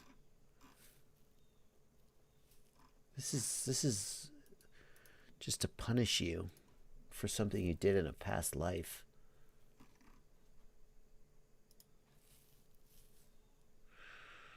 So now let's look for... That's just apparently only GetFPV has it. Yeah, that's the only, so I'm doing an image search. GetFPV is the only place I'm finding this exact flight controller.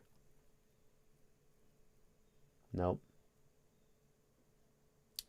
So I would email support@getfpv.com and ask them what they know. Because I also can't find, but thank you for your donation. Or throw it in the trash. That USB placement alone, that flight controller is dead to me.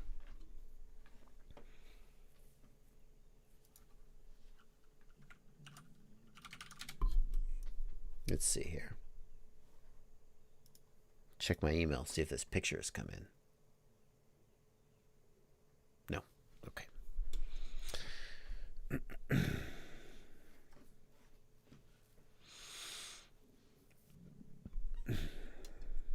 Excuse me.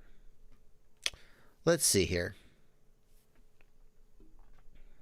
What's a good quad under $200 with an analog VTX and more than 5 minutes flight time? Any quad can have more than 5 minutes flight time if you go easy on the throttle, but if you're really thrashing it, getting more than 5 minutes is going to be tricky. The Flywoo Explorer analog version definitely fits the bill. It is $150 for the analog version. 661 FPV, that's a good point. A day at the range, if you plug in USB before LiPo, then the OSD is disabled. I actually made a video about this. 661 is a real rock star today, reminding me of things that I should have thought of already. Diego Pedro thinks it's a Racer Star F7 target. That's plausible to me. If you, with Betaflight 4.2 and newer, you have to plug in the LiPo first, then USB, or the OSD is disabled. That's a good point. The Explorer Long Range HD, look at this guy. It is $149. Put a Crossfire receiver in it, and you are right at $200.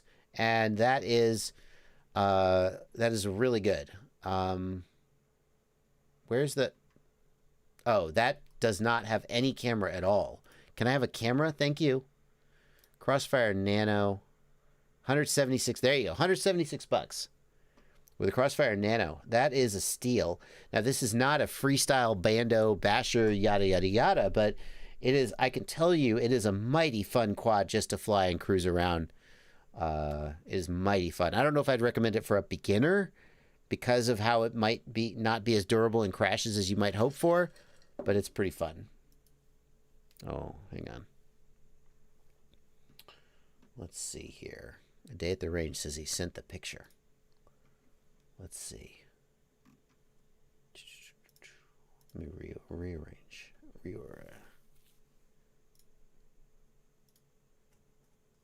Let's see here. Still nothing. Still not seeing anything. We'll check back later. Oh, wow. Thank you.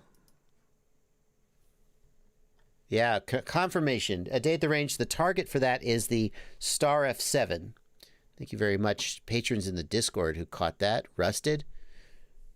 The Star F7 is the OSD isn't working because you got to plug in the battery first. Neek FPV, did I miss your super chat? Apologies for that. I don't know how I missed it. Maybe I just haven't gotten to it yet. Let me get Johannes Bastmark here as well. Got that. James Voten, I got your question about the 50-foot concrete bridge. And now Neek FPV. Yeah, I'm working my way back to you, my friend. I didn't miss you. I just hadn't got to you yet. Neek FPV, thanks for a $5 super chat.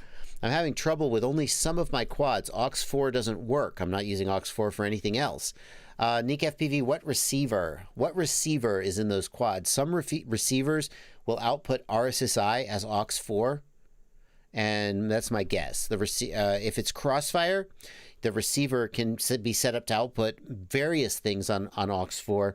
So if it's Crossfire, go into the receiver output map and confirm that AUX4 is set to AUX4. And if it is what receiver is it, Neek FPV? That's Neek FPV confirms it is the Crossfire Nano RX. You need to go into the Crossfire output map and make sure that channel 8 is set to channel 8 and not something else.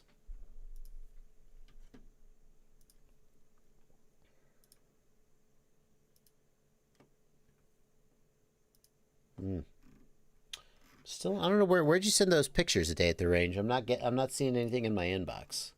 Maybe they'll take a minute to get here.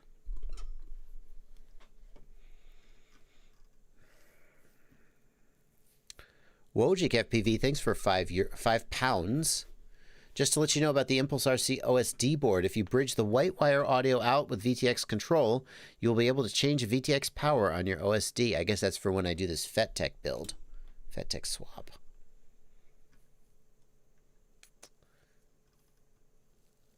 DJI intercepted the photos. Plausible.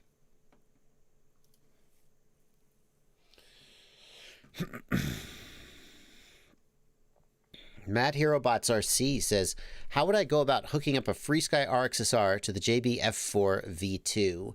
Mad Hero, I would suggest you download the user manual from racedayquads.com. The user manual has detailed build instructions. Oh, it's come way down. It's $35. That's a good price.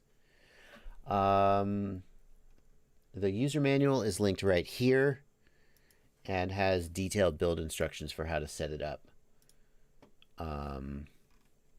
In short, you wire the green wire of the RXSR to the S-bus pad on the flight controller, and then that is UART 1. UART 1 in the ports tab.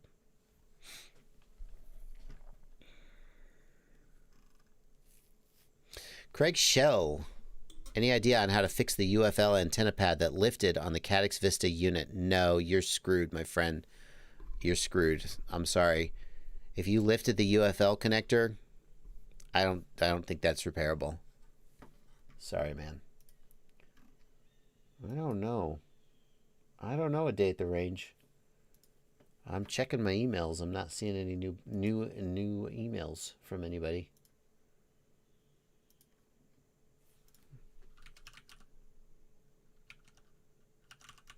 You've emailed me before, too.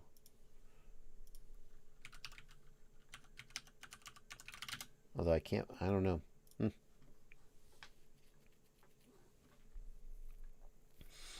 Arduino IoT & Co. says, I have a problem with my EV800D. If I put in an SD card, the goggle turns automatically off after 30 seconds, even if I don't start the recording. Recording isn't even possible. Wow, I'm not familiar with that error, but it sure sounds like that's a damaged goggle. Like, yeah. I mean, that's not like, I can't think of anything that would cause that other than just damage. James Vaughton is still trying to build some confidence before flying under this concrete. Thank you for a $10 super chat, James. Is there a grace period within the air unit before it sends a failsafe? Anything I can tweak in Betaflight? James, you can tweak the Betaflight failsafe timeout. In the failsafe tab, you can configure. The first thing Betaflight will do is it will just lock the controls and continue flying. And then after, I think it's like half a second is the default, it will disarm. So you could raise that to a higher number and it would keep flying for longer. You should just frickin' look at your RSSI, and if it goes to 1 bar, turn around. You know? That's what I would do. Just work through it.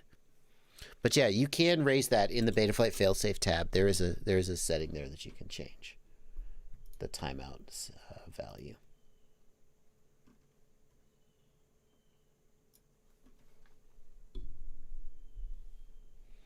I mean, MK, a range test, one of the reasons range tests went out of style is that the range on modern quads is pretty reliable.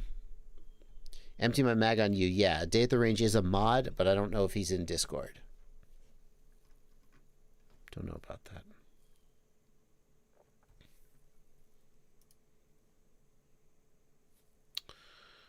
Make sure the SD card isn't full, says Jack Lenoir. For the person with the EV800D that's shutting down, he says, I had some weird power button issues when the SD card was full. It seems really odd that the goggle would shut down because the SD card was full, but I guess anything is possible. Definitely worth a check.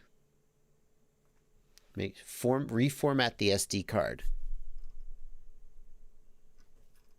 Thank you, P. Lund, for 50 Swedish kroner. Thank you, Plummet FPV, for a $2 super chat.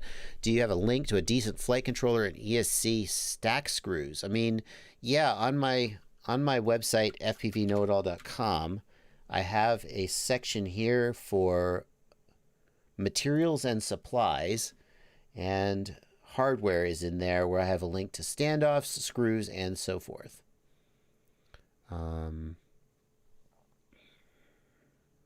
I know he said my Gmail, Sfosbury. I just haven't gotten it. I mean, I don't want to put my whole Gmail up on stream. I have not gotten any new emails in the last almost suspiciously long, frankly.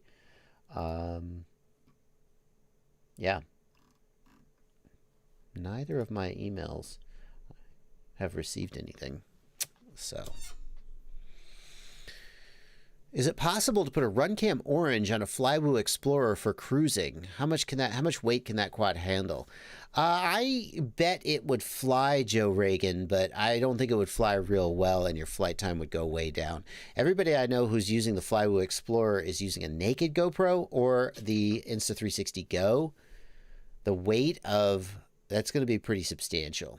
But a 4-inch, it should be able to carry it if you really want to. I'm not saying it's a good idea. Game of Drones, thanks for a $2 super chat. Do you have a link? No. GepRC Baby Crocodile 4-inch. Any thoughts? I have that coming. It's in the mail. I will be getting it, and I'll be reviewing it. I don't have any thoughts yet.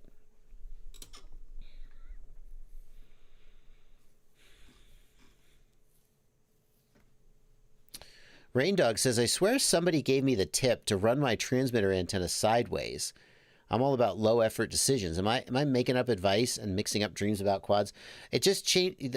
Every antenna is going to have a dead spot right above it in the direction the antenna points. The Omni antennas, they have a dead spot right above and right below them.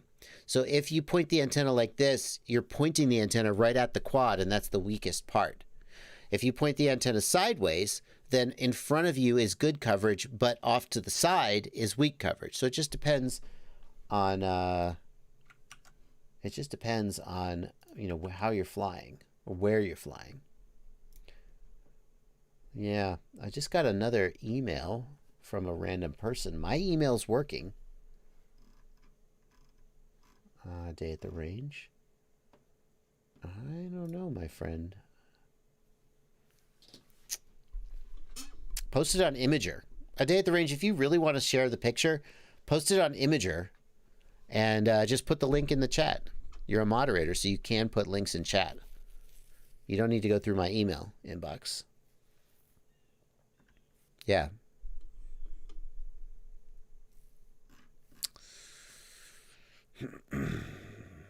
What do you think of the Open HD video system? It's free and open source. I think it's not up to, I think it's, I don't know. It's super sketchy to even get working. And then when it's working, it's not super reliable. And just HD video systems are difficult. It's free and open source. I probably don't trust it. It's a great accomplishment that someone did it. But is it going to compete with DJI? No. How do we know if we need a 9-volt capacitor with the 4-in-1 ESCs? I mean, 9-volt, you wouldn't use a 9-volt capacitor ever because your battery voltage is too high. You'd be using a 35, 25, 35, or 50-volt capacitor, depending on what battery voltage you're using. And in general, it's always a good idea to have a capacitor if you can. Excuse me. But especially for 4S and below, you don't really need it most of the time. Is there a standalone DVR with its own receiver? I can't think of a receiver with a built-in DVR. There are screens with built-in receivers and DVRs, but they're not very good. No, I don't think so. I mean, I guess you could use a 9-volt cap on 2S, but that's pretty close to the edge. I would say 2S goes up to 8 volts. You need more headroom than that. Check your junk. All right, hang on. Let me check my spam filter. Maybe you're going into spam, man.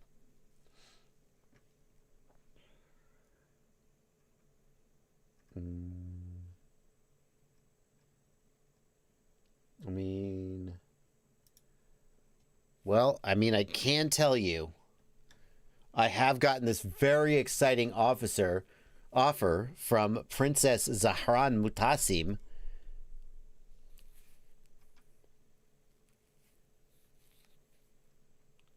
And she has a large sum of money deposited in the Ivory Coast. Oh, so 120. You guys, I'm about to make. Oh, I shouldn't put this on screen. You guys, I'm about to make $120 million. No.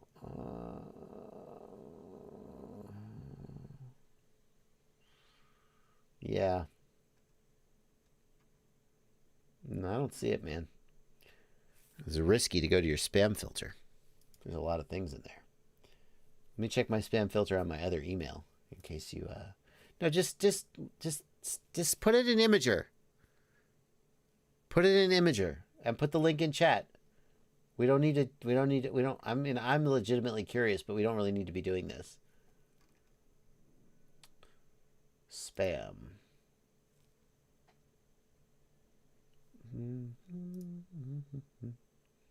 Oh, I can participate in a co-branded giveaway with the currency. Hop on a quick call about my. Could you please forward this to your marketing team? We offer you our first sweepstakes free.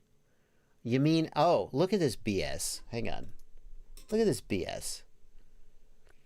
In exchange for us giving away our free product, we're not going to give you any money. We're not going to give you anything. You're just going to advertise for us, and we're not going to pay you. People, this marketing is so sleazy sometimes. If we approve, we need to send this to your. You know how much it will cost if you want me to send a. And I don't do this. I don't do it most. Well, I do some affiliate marketing, I suppose, but only for stuff that I actually.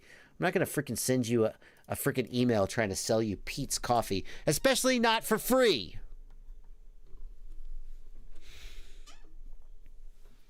Sorry, you guys don't care about this. It's such BS. Hello, we noticed that you have a YouTube channel. Would you like to advertise for us? And in exchange, we're going to give you some bags of coffee. No, I don't work for coffee. And it's insulting that you would expect anyone to do that. If you want... Yeah.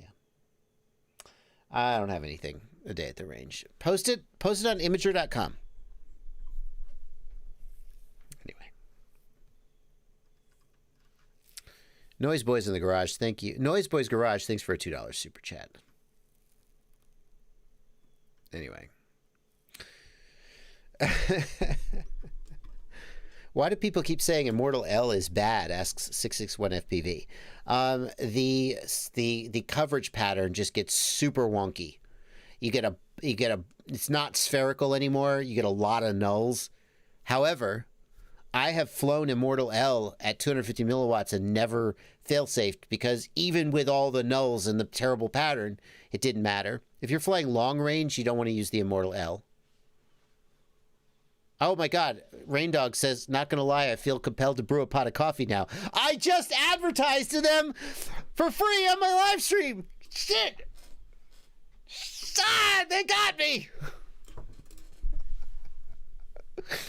Ah, I didn't even get the free bags of coffee. I just promoted them on my live stream for free, and I didn't even get the coffee. Go, yo, marketers. New man. Ismail Bieber, how to resolve range issues on FreeSky R9M. Hey, chat, how do you resolve range issues on FreeSky R9M?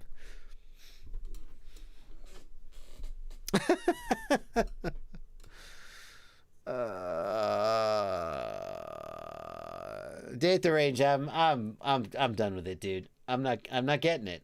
I'm not getting the email. And if you're not okay showing it on the stream, nobody's going to be convinced anyway. They're just going to think I'm lying. But I haven't gotten the email. So if you don't want to put it on Imager, that's cool. That's your business. But I'm kind of over it.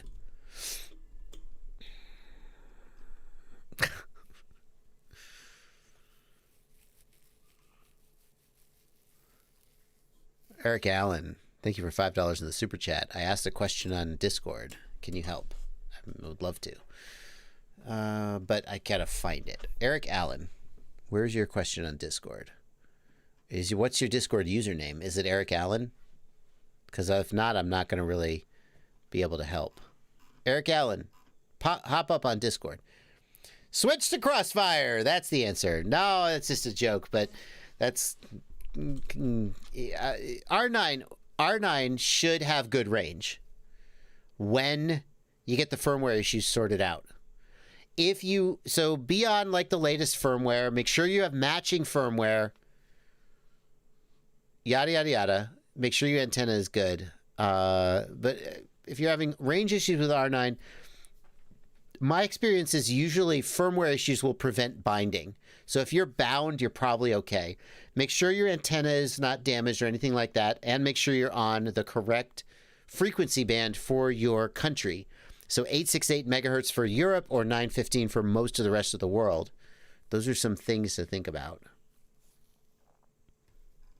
Eric Allen, I don't know what's your question. Oh, there it is. 1253 p.m. Eric, it's just Eric Allen. Oh, that was a while back, man. What channel is? I've got to look for you now, dude. Eric Allen. 12:53 p.m.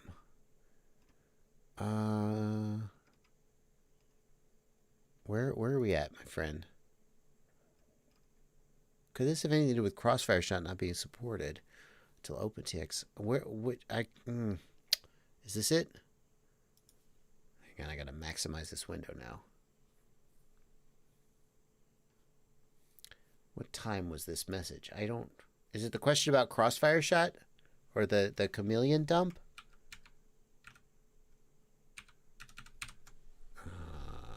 Is that the one? Can you just re-ask the question, Eric? Can you just ask the question again? Oh, here's a link. Someone's linking me to the question. I got it. Okay, I got Eric's question. I have the Mamba F722S 60 amp stack, brand new. Flew 3 packs, no problem. Okay, good. Well, moving on. Oh, I got a Date the Range's email. I got an email from him.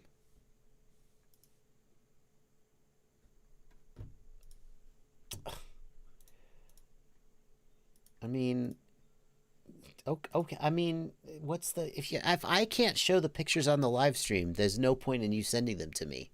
I already believed you. If you're not going to show them publicly, that's all I got to. I mean, there's nothing more to say. I'm not gonna violate his trust by showing something he asked me not to show. But now I'm in a weird position because now people think I'm faking. So now they think I'm in on it with you. Eric Allen, I changed my rates. About 10 foot after takeoff, I got core temp warning and dropped motor 3 arm. Now when I plug in, the temp warning immediately appears and motor 3 doesn't spin when armed. Eric Allen, suffice it to say something's effed up. I mean, that shouldn't surprise you. The core temp warning could indicate that you have a short circuit in the flight controller. Motor 3, my hope is that the flight controller died, but the ESC is still fine. What I would do in your situation, Eric, is unplug the flight controller, plug in the battery, and then you should hear doo-doo-doot, and not the last two. Now, what you're going to want to do is pinch that motor 3 in your fingers and feel the motor that it vibrates, doo-doo-doot, and that will tell you that the ESC is alive. Why did your flight controller die? I have no freaking idea. It sounds like it's just bad luck. So that's the answer. Your flight controller is probably dead. Why did it die? Just doesn't sound like it crashed or anything, so it could just be bad luck. But that's how I would troubleshoot it, to figure out if it's the flight controller or the flight controller and the ESC. Let do what I emails you about and make them happy. Are you saying I can show the emails? Is that what you're saying, Date the Range?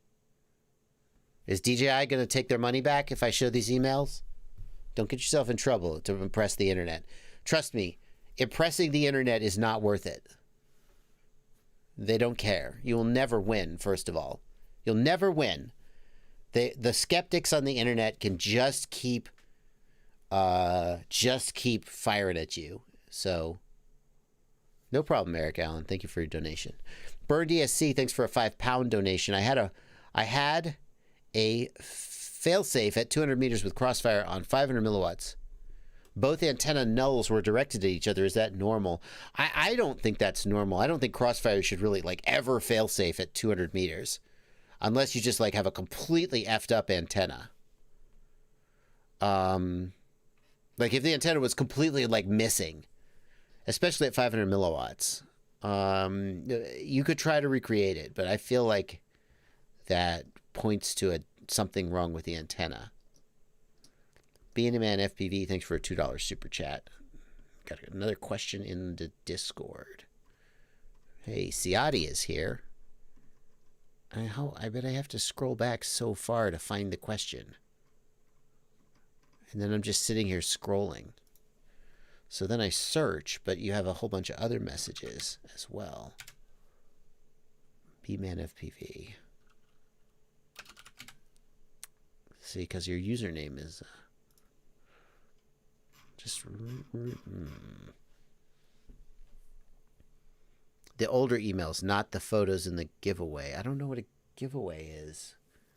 This whole conversation is confusing me. Not the photos. I don't just do... I'm done with it. The V1 Minimortal T antennas would fail safe at around 200 yards. Yeah, what antenna are you using? If you're fail safing at 200 meters. If you have the Minimortal T, the V1, I had the same experience with a tiny trainer that it fail safed at very close range just because that antenna was so couldn't really do it. The V2 shouldn't do that though. Zorro is here. Zorro is here. Too bad we're going off pretty soon. In fact, we're only 8 minutes from the end of the stream. We're going to be ending the stream at 3 p.m. because that's when I end the stream. And Aaron Ciati will be starting his stream at 3 p.m. Ciati's doing... Did you say Velocidrone Combat, dude? Hello, that's amazing. Ciati can start posting the link to his stream so you guys can head over there after I go off.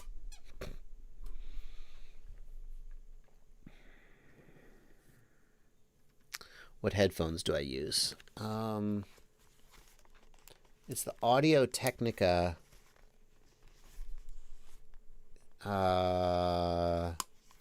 65? Where is it? A8. Oh, M40X.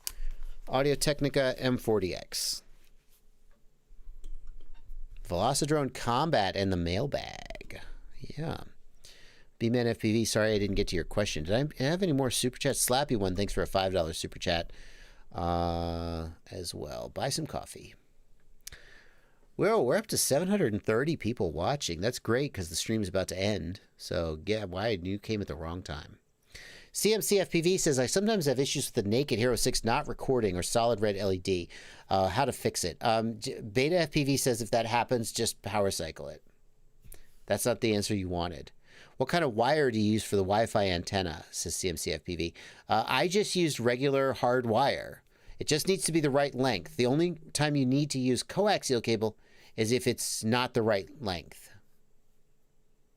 Rabs FPV, I agree. The M40, I bought these headphones because they are reported to be very flat, and I wanted to be able to do, well, not mastering, obviously, but like when I was doing sound for my YouTube videos, I wanted to make sure I wasn't getting it affected by the headphone curve. So these are really budget, really good price. These are like $60.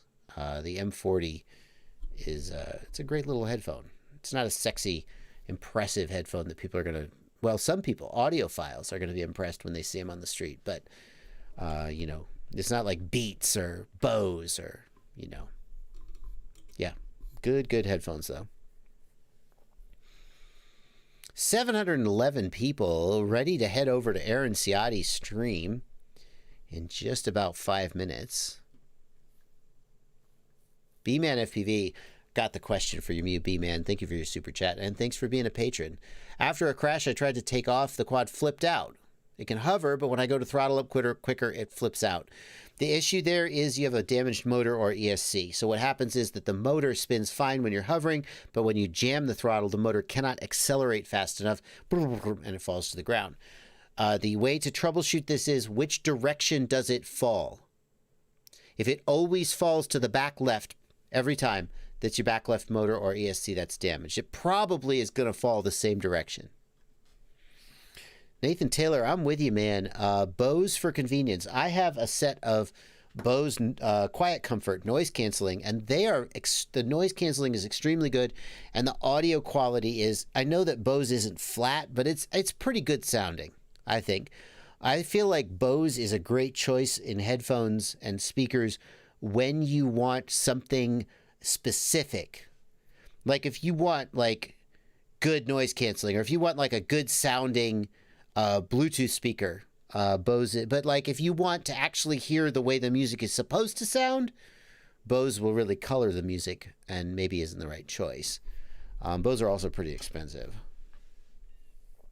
Blind FPV, I would hesitate to screw with RSSI scale to try to get Crossfire to read more accurately, unless you knew for a fact that it was reading. You know, you would want to compare it to the telemetry sensor in the module or in the telemetry readout. And if you find that there's a consistent way to calibrate it, then maybe. But I would be careful about that, because you could easily just set it to some weird value that doesn't correspond. Yeah, Bose sounds good, but it doesn't sound accurate. And some people feel that it sounds bad, but a lot of people will feel that it sounds good.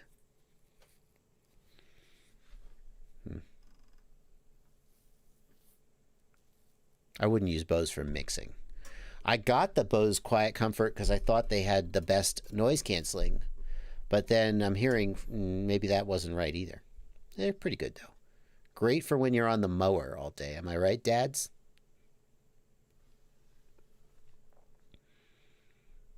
A day at the range. What giveaway are you talking about doing? I don't know, man. Yeah.